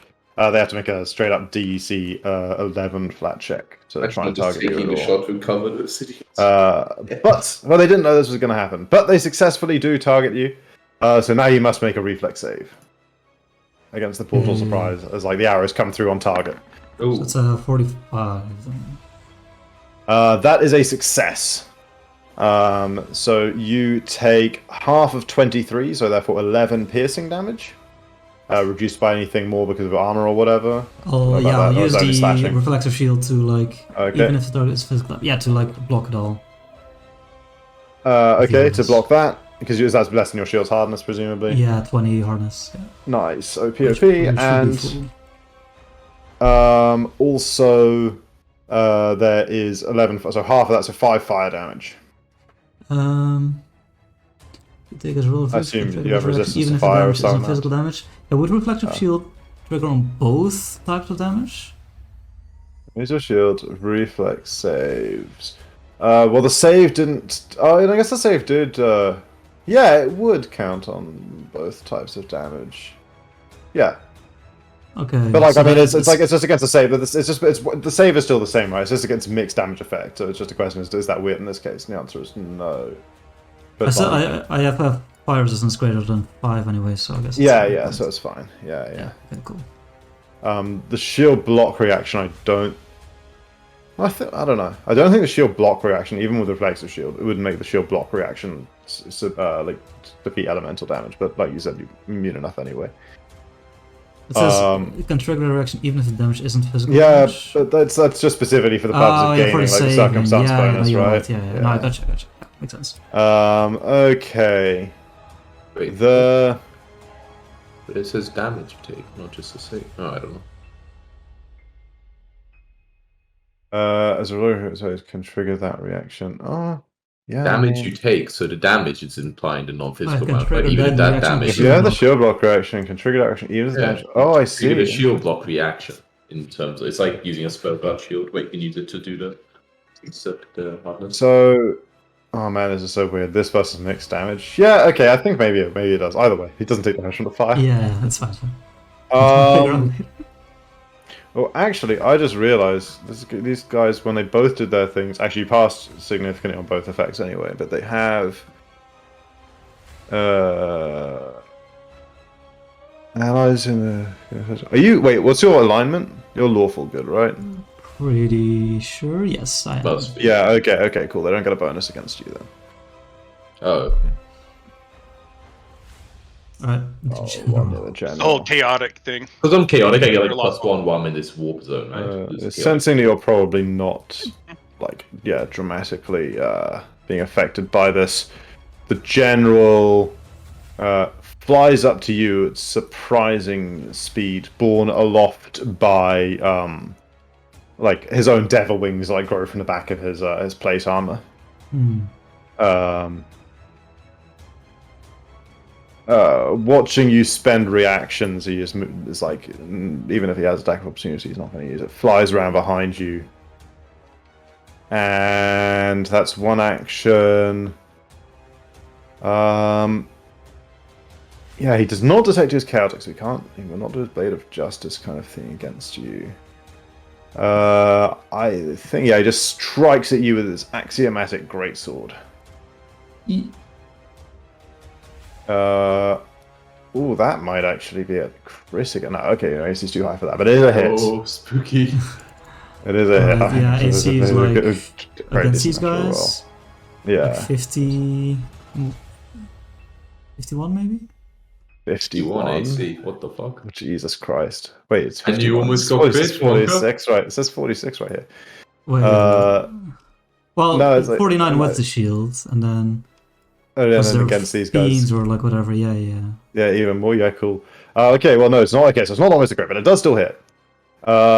And you take, especially with the flanking, and so you take 40 slashing damage, and no lawful damage you do not take. Okay, I'll use my reaction for shield block. What, another shield block? Impossible. Ooh, shield block. So that's 20 damage to us both. Okay.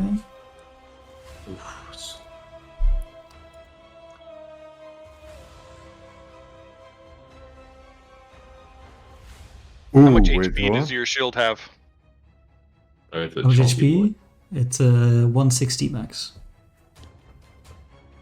Okay, so you'll have like Let's see. 60 to go before it breaks. Yeah, broken threshold is 80. Following that, he barks out like a one-word spell, Woof. and you, man, his power word spells, they have no saves, right? Oh. What? They It's don't? just they're all just based. The tech is always based on target's level. Yeah, based on level. So in this particular case, you are very high level, so you are dazzled for 1 minute. Oh no. Dazzled, alright. Cause everything to be concealed for you. Yeah, you feel him try and blind you, and it's your innate power and resistance to it that overcomes it. Kind of bad, actually. I mean, I'm saying only dazzled. Dazzled kind of scary. Like asshole. I mean, not scary as combined. Well, you're going to accuse Jacko of being unable to roll a DC 5 flat check? That's a mean thing to accuse him out of. I'm powered blind, not bad actually. No save, immediately dazzled on a creature. It's pretty good on bosses actually, right? It doesn't impact that. Decent spell. Huh? Maybe I take that. Okay, maybe I don't take that. Yeah, it's actually pretty good. Yeah, though they know it casts on me and I just have blind fight. I'm like, fuck you. Is that his full turn? That is its full turn, yeah. Flies up behind you, it stabs you, and then, seeing it doesn't immediately sort of seem to be murdering you in one go.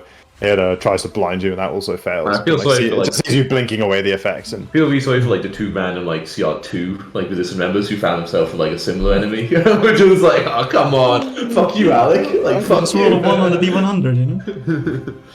face aside. Okay. I first of all, I will, in this direction, I will explode the light of the shields to force them to make a fortitude save. Okay. What is the DC at this point? My class DC, which is 39. Wow, that's pretty high.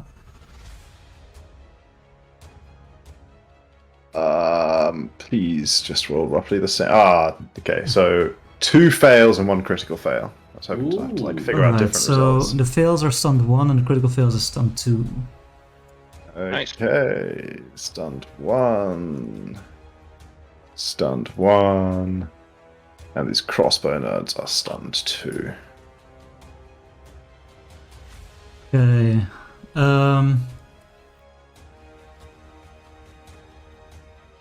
Then I will call out for Claudia to fly and remain high above the water and spears. So Bring me Asik. bring me Isaac. 10, and then she has 60 total, so 50 left. Alright. Yeah, maybe I should just fill up this for space right here. Thank you. Oh no, they do a lot of area of effect damage, is a problem. I don't know if you can do much about that. Oof. Just roll well, Monka. Exactly. Yeah, she'll go like here. Rawr. Nice. Alright, so that's my second action, which allows me to raise my shield. Out of... Oh, wait, yeah, okay. And then... Yeah, I'll strike at this general. Okay, who is now flanked? Dude, watching the Ooh. stream, I guess I get spoiled. It's not fair. That is a crit. Oh, let's go, Leon. Oh my god. Leon, what is this damage? What? What level are you? No. That's What probably is right, this, no? No, that's... I think that's No, right. it's not doubling it. Wait, it's not? No, it might be, actually. 2 2 plus 2 plus 6. No, it's not, right? No, right? This It's crit- way Click too the low, button actually. again. It's also not doing the 2d10 fire or anything correctly. No, it's just not right. Oh, Yeah. The 5 and 6 is your weapon specialty and ability modifier. The It's first only one's rolling not doing critical 2d10 damage. fire properly either. No, it Oh, is. no, it's- because it's below, right? Yeah, it's all below. No, Oh it's, no, because the fire damage we always would just double what the dice were above Oh, anyway, yeah, right? okay. Like But yes, that's but all then fine. it's not But doubling should be it. two? Yeah. Also, was the two? You can see also the way the times 2 is put in is just incorrect if you actually. Yeah, there's no It's two. not, There's no 2d10 up there. Wait, No, so no, but I that's haven't... persistent. Yeah, No, that's I not don't think I've persistent. changed anything here. 6 plus 6 plus 1 is fucking 13. Why would it be 2d10? That's 5 plus even? 6 That is isn't how it works. 24. It's It's not 2D doubled. No, but it's also should Oh, be yeah, 2d10. wait, no, that's it's just specifically written wrong on my sheet, 1d10 I persistent see. fire. Yeah. It's not 2d10 fire when you crit. That's- It's 2d6 fire. Yeah, Um, 2d10 persistent fire, right? No, Okay, one so... No, no, 1d10. Leon persistent over fire. here cheating. Well, cheating badly. Exactly. Wait, Didn't so... say Yours well. also looks really low, Bomok. Could they just? Well, that's because like when I rolled my crit, I rolled a 1-2-4. So But Yeah, that's still that to get to 32, you still need to double that. okay, right? okay. Wait, yeah, so mine I is have actually I it think set up- correct. Yeah. 20 sucks. Alright, do we just double it for now? Okay, let's just double the first damage. Let's just go with double 23 and then double all these bloody modifiers as well. Okay, let me see. Yeah, did the creature I converted into this thing have resistances? Ooh, has regeneration. Oh, deactivate are good though, man. You fucking nerd. They have deactivation of Monka? Oh, they have Thank regeneration God. of Monka? Never come up because we all have good damage. That's so sad. All our special relics should above everybody Yeah, no, else. it just has, Yeah. that's sweet. Just has weakness good. Okay, cool. So that is 46 piercing, then 8 fire, then 8. Wait, 1 good and then 4 good to fiends. So 5 total good, increased by 15, so 20 good. No positive, and then 3 more fire. Is he immune to fire? Should probably be immune to fire. Oh, he's not, but I can't be able to change that now. It's like, I didn't put my fire immune ring on today. Me fool. Stupid creature I got copied from has no fire resistance. Oh no, so 6 more fire, right? So another 3 on that. Cool. And then a D10 persistent fire, right? And some other shit because he got crit with a spear. Yeah, he's clumsy 1, and he has to make a DC 29 fortitude save or be blinded for 1 round. Ooh, reverse. Uno, I like it. It's the whole play here. What did you say? Clumsy 1? And has to make a save, fortitude. DC what? 29. Okay, he critically succeeds. Alright. Alright, I think that's my final turn, so... Or my final action. That is your final action. Okay. Wait, did you do flat check, by the way, for the dazzle? Oh yeah, that's a good point. Did I? No, not after all this. No, I mean, next time, you know? Let's make sure you just don't roll low. Yeah. Hey, get that 20 out of the way. Don't want that on anything later. No. Okay. This devil, this Cornugon. He squints at his sheet and he rests the attack of opportunity. He looks at you, he's like, you didn't do anything attack of opportunity, did you? I don't think so. Shake your head, shake your head. Good, no. No, Good, that's manipulate. Oh, What's the matter?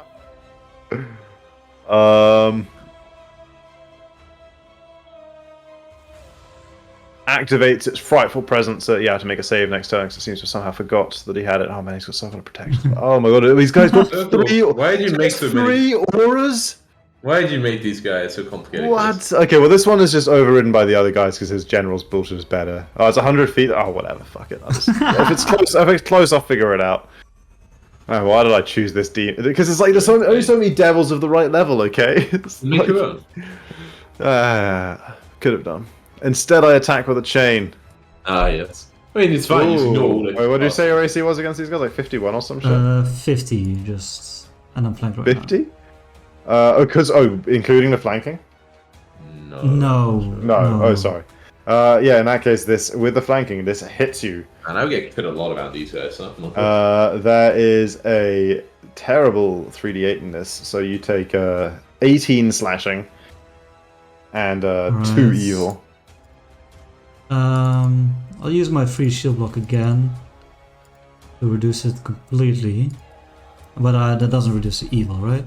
Not in this case, because it's straight up shield block. There's no reflex or anything involved, so there's no fudging of the line.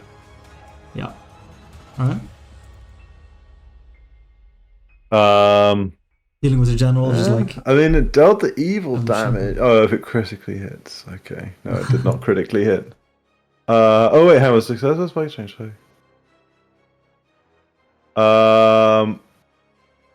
Okay, and yeah, but okay, so you block it.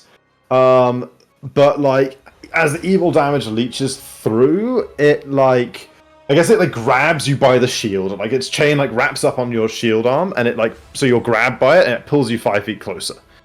That's its second action. Give yourself the grabs condition. I'll do it with the weird token icons.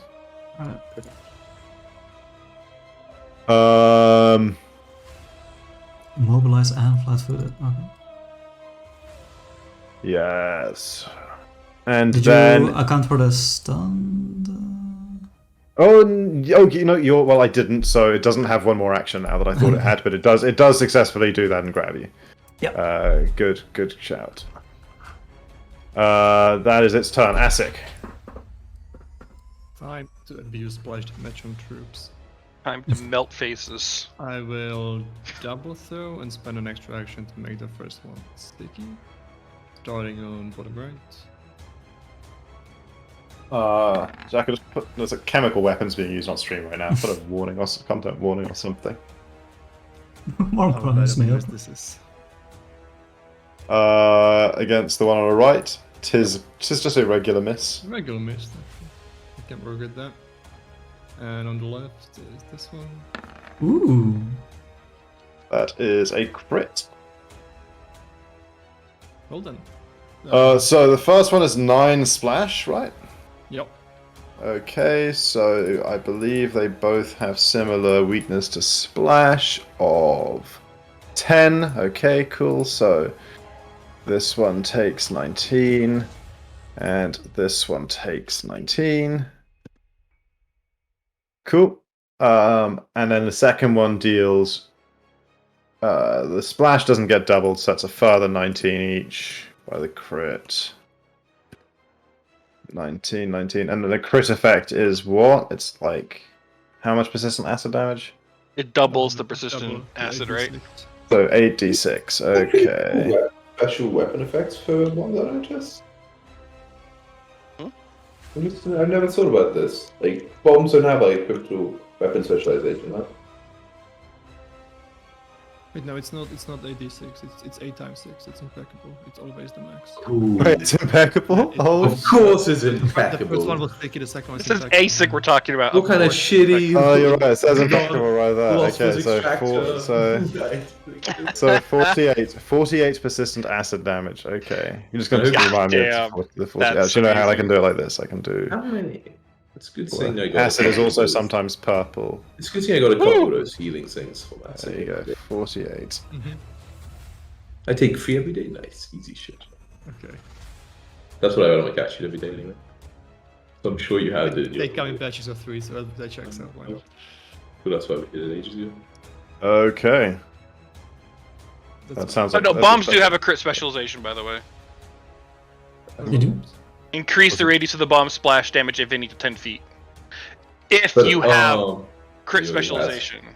But yeah, yours radius is already like that anyway, right? But yours is really high. No, Yeah, bigger is 50. Flash range 15. it Oh, says. yeah. What is shitty crit weapon specialization where it's invalidated by going bomb mode feats? What the fuck? Yeah. And these guys get No one else, turn. Yeah, I mean, there's just like the whole unit is just coated in acid. They spend, and they're stunned. They spend what 2 actions they have trying to get the acid off. So I'll give them a DC 15 during their turn. Nope, and then they take the damage. Yeah, 48. Man, that's a lot. And then they get another flat check at the end of the turn, and it stays on. Oh, those poor guys. These guys get 1 action. They don't have anything they can really do with an action, except form up. So they're going to form up neatly and look official. They're going to... Flatten out. yeah, exactly. They're going to go like this and like this. Haha. But also stay there. Oh my God. Form a line. And the stunned condition ends. Okay. Oh shit, I wouldn't actually end it. Well, okay, we've passed 1 round of initiative here. Before the general acts, though, after these guys form up, let us jump to 1d4 or 3, I guess. it is in fact Bromok and Moonsong who Oh. find themselves together. The rangy dangers. Monka? That means I'm alone, Monka? Unlikely. Yep, duo. I'm telling you. It's gonna be the 1v1. Monka? I mean, if I get long into me, baby. He's my thing. Nah. I mean, if 1v1 anyone's you good in versus 1v1, it's Jupiter. you, right? Or no? Yeah. I think maybe you, to be honest. You got like healing and shit. I don't know. I am squishy. Yeah, but I as don't have any fuck. damage is the thing. You are, but you could always do the defensive rage. That's true. But man, that's so sensible. Yeah, but then now we can't watch a stream that Jacko. True. I mean, it's not Jacko. Sorry. I was gonna say Jacko. But I was like, wait, Someone just chat in Discord if they would like. Yeah, I was gonna say. just make us for now own Bomok Soku. way. Exchange permissions, you know. Oh, Yeah, look, we'll be it's fine. nice. Yeah. But you gotta. Okay, when I'm you're not- at a stream, I'm not you'll get to seeing see it. share I'm not this seeing with anything me. yet, I though. can do Yeah, that. I need to drag you guys onto the map real quick. There we go. Fog. There. You could actually though just give Uh, us one of everything. You can make us own one of the monsters. Then we get to see it from the other side. Welcome to the other side. Alright, let's see if this actually works at all. No. I think Chris will drag us on that. Oh my god, I'm gonna have to. So it's gonna work for you guys because you guys only see the turn order on one map, but I'm gonna have like Oh my Yeah. god, yeah, you're I'm gonna have screwed, dude. everyone's fucking shit You're and initiative at the same time. Didn't think of Oh this. my Oh, whatever. God, that's It'll be insane. fine. How are you know? You have to like. I guess you can hover the initiative, right? Or the I monster. just gotta be. You just gotta be big brain. Alright. I don't know if are you guys seeing the screen, by the way, correctly? Yeah, we see. So Bromok and Moonsong, yeah, you guys land in a similar looking area. Trees stretch in lanes on either side. Again, it looks like with like 2 actions you'll be able to push through and get through to the other side of. How tall? The trees go up about 20 feet, and then immediately above them is just like a continually densening network of roots and vines and stuff that are sort of forming like a like a kind of fuzzy dome over like the top of the whole thing that would make it So all what you're like. saying is no flying. It's difficult. It's greater difficult terrain to fly above like the height of the tops of the trees. But like consequently, it was also even without flying, you could like climb around on that space effectively, like, basically crawling around like in a kid's like jungle sort of gym all over the park. Okay. Ooh, fun. Whereas like things with all the hanging ropes. Do we need to hanging stuff by immediately accident. roll? Yes, you initiative? do need to immediately roll initiative. Um, Oh my since god, I why would have have I done been this to myself? trying to stealthy before everything happened, can I use stealth? Yes, Or no? absolutely. If I can, there it is. Ooh. Like a 52.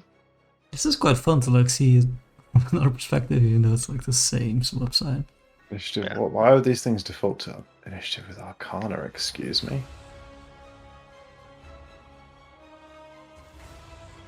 Your fault. That's on you, bro. Okay. Wait, you can add But Tom, I'm resistances also like that? kind of excited that what? I Yeah, didn't know you could add your resistances like that. yeah. Oh my god, it's just a button. Okay, yeah, I completely missed this. You just part of click the plus, sheet. type a word, and you're done. Fire notes half, which is 9.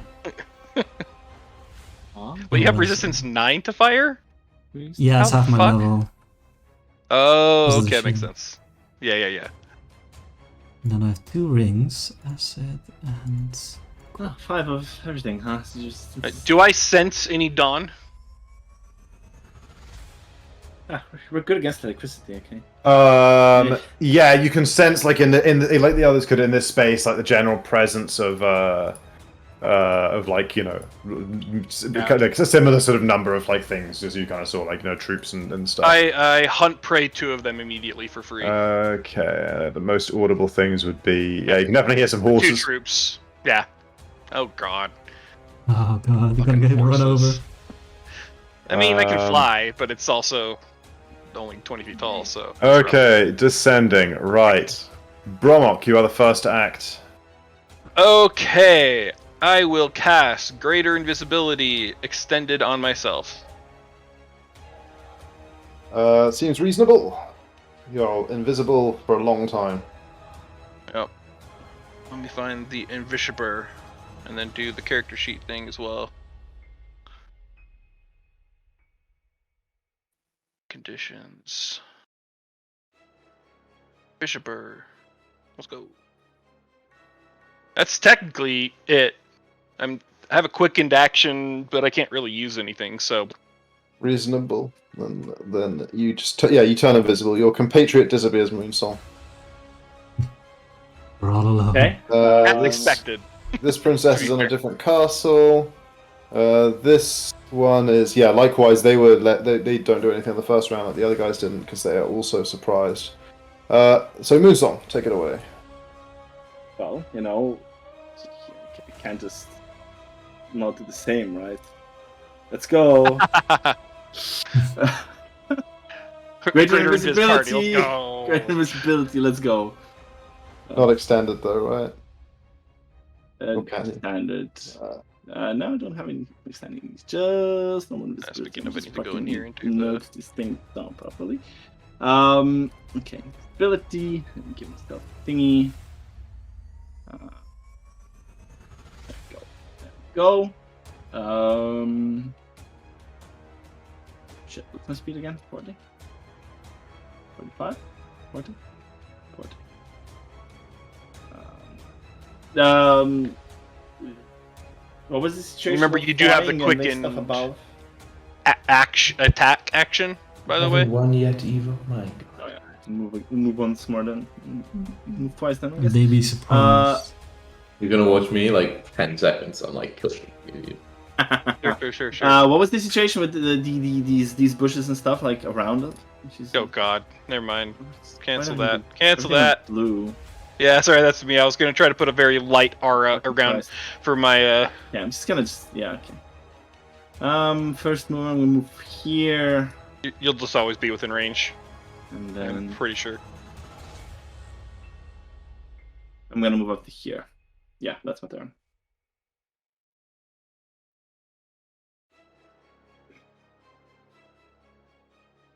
You're gonna move to there. Okay. Yeah. So, but yeah, what you see before you is like in addition to above the trees, here on the ground is also is a dense knot of vines and stuff that would create greater difficult terrain. But also some potentially you could hide in if you wanted to try and do that. I see.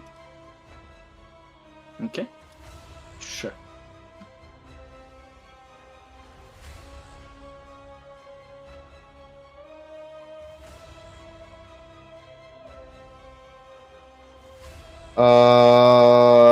Doop-de-doo.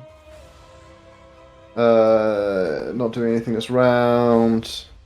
And then that is Leon, and then that is the general there, and then that's a different Polygon, that's Acid, and that's the Spear Elites. Oh, it's gonna be quite These guys aren't confusing. doing anything this round. Bromok, You should just gone all in with this.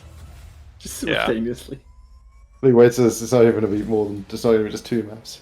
You could have made it all one giant map, right? Where like Yeah, you could have, yeah, I guess. where like different. I was parts. worried about lag.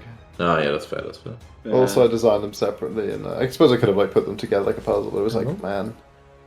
Alrighty, I will do. I'm just gonna do so much prep spells. I'm sorry.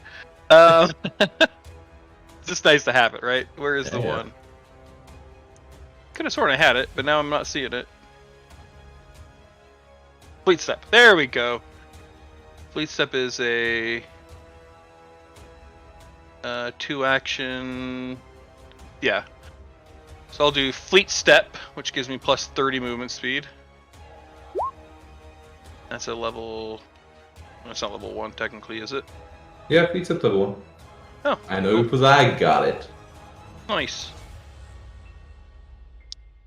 Why you have them in innate spells area, you sleeves? That technically gives me. What speed do I have now? I forget. Too much speed. 60, okay. My last action.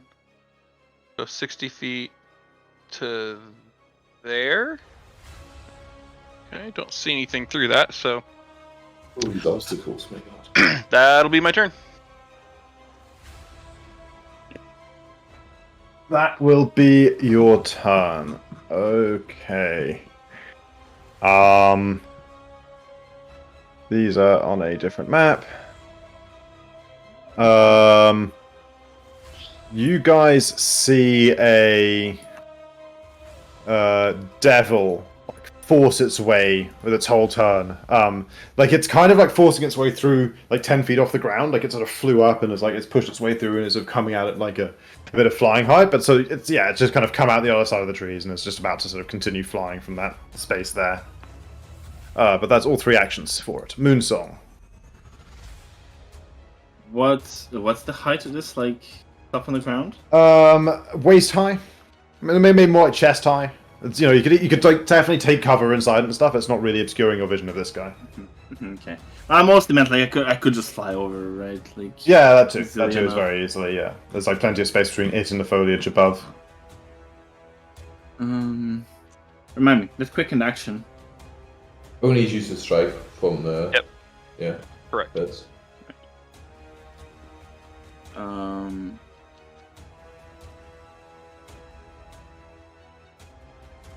Take a haste. Such a fool. Okay. Well, then let's just.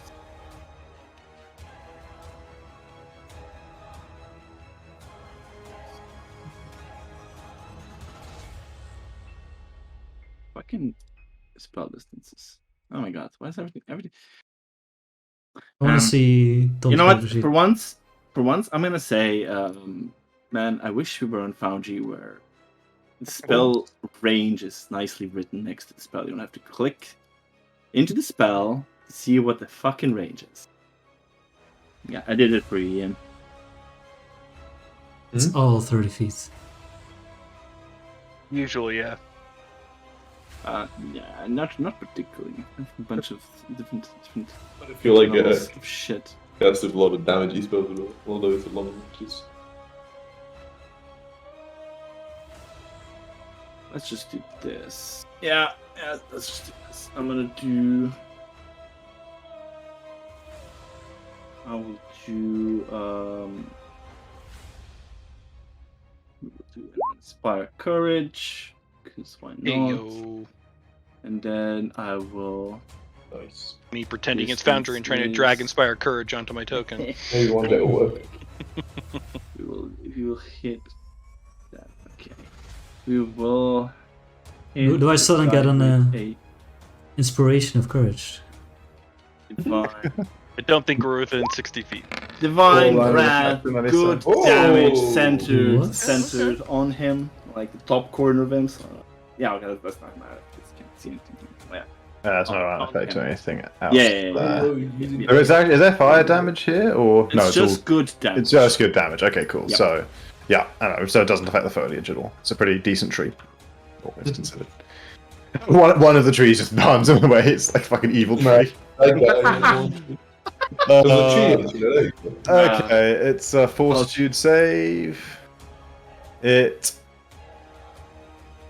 Oh man, Tom, I'm succeeds. sorry. Yeah, crit succeeds. How dare Oh, you. no. Spell slot, my god. Oh, you could use one of your things to make it reroll. That's That's true. true. Yeah, but who's gonna use all their hero points? It's crazy, right? It's the end of the What's- you session. got- I mean, what's we're the- very at the end of session. Might as yeah. well. Yeah, Might yeah, as yeah, well. Okay, cool. That seems good. That seems good. Oh, I shit you not. Yeah, I shit you not. It just went from a natural 19 to a natural 20. Oh my god. That's the thing, it's like the inverse of it. If you go Yeah, okay, get the hero point yeah, back. yeah, yeah. It's the enemy roll of 20. It's like if we roll, you know, it's, oh man, hero point's really bad. Well, that's that for me. That's that for this Yeah. turn. Cool, cool. Mathematically, they should be so good. Cool, It cool. doesn't. They should be, when you use them only when people roll good success or good fails, they should be really good. When there's only one okay. that is better or worse. Spellcaster elite, huh? Oh, they shouldn't have a. Oh, not the fucker. not fun, Fucking then. fuckers. They're so big. Look at them. Move around the Yeah. corner. But they wouldn't spot any of you, would they? Because you're all invisible. Indeed. But they do know a spell was just cast, so they're going to attempt to counteract your invisibility moonsong by all focusing, like they're countering energies on you with 2 actions. What level did you cast invisibility at? It'll be at 4th level. At 4th level. Okay.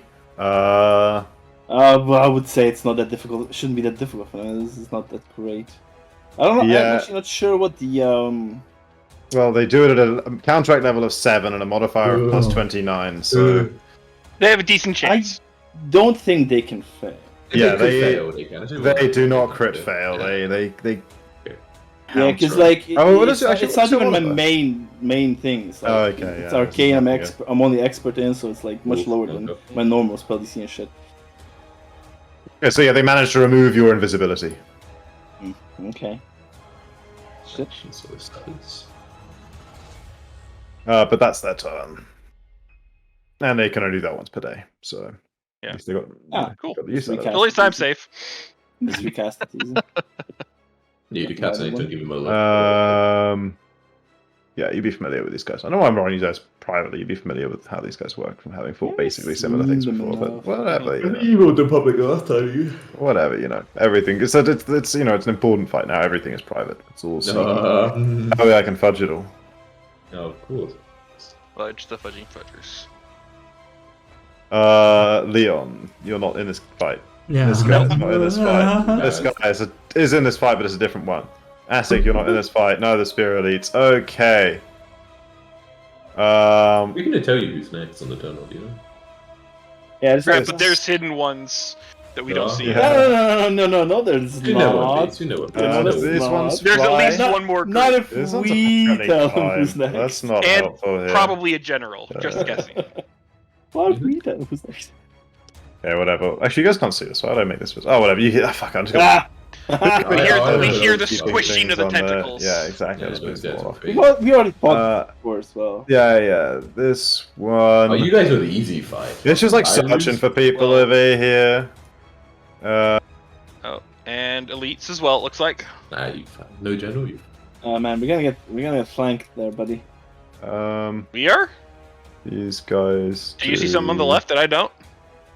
Well, I know they might be on that whole left side. I don't know. That's true. Unless all this disappearing in our turn order is not for us. Speed. Okay. That's possible. If it's for us, then it's coming down the left side. Yeah. Fucking spellcasters. God damn it. Yeah, I see that. Yeah. I saw Yeah. that. I know it's supposed to be black, but there was definitely a yellow arrow. Yeah. Right there. Well, you guys. I mean, you guys hear the. You guys hear? It's again. I mean, you've fought these things. So you're kind of familiar with what's happening. You hear like the thundering of hoofbeats begin and then like end as they like as you hit as they rise like off the ground and then like commence again as they like land galloping on this side as well. And they push through a further 45 to there. And you're also hunting prey on them anyway. That's true. Okay. This motherfucker. I can't remember. This fucking last why? one. I hate this. This. Slithers out here Oh, And- front. and is like, do I have a one action thing I can do at that person? No. Well, not I am. They're gonna like move to a position where they can like use this for cover next time. Okay, and as we get to the top of initiative here, I was gonna go one more round, but sadly it's gone slightly late. So sorry, guys. I'm just gonna move on from this to one more.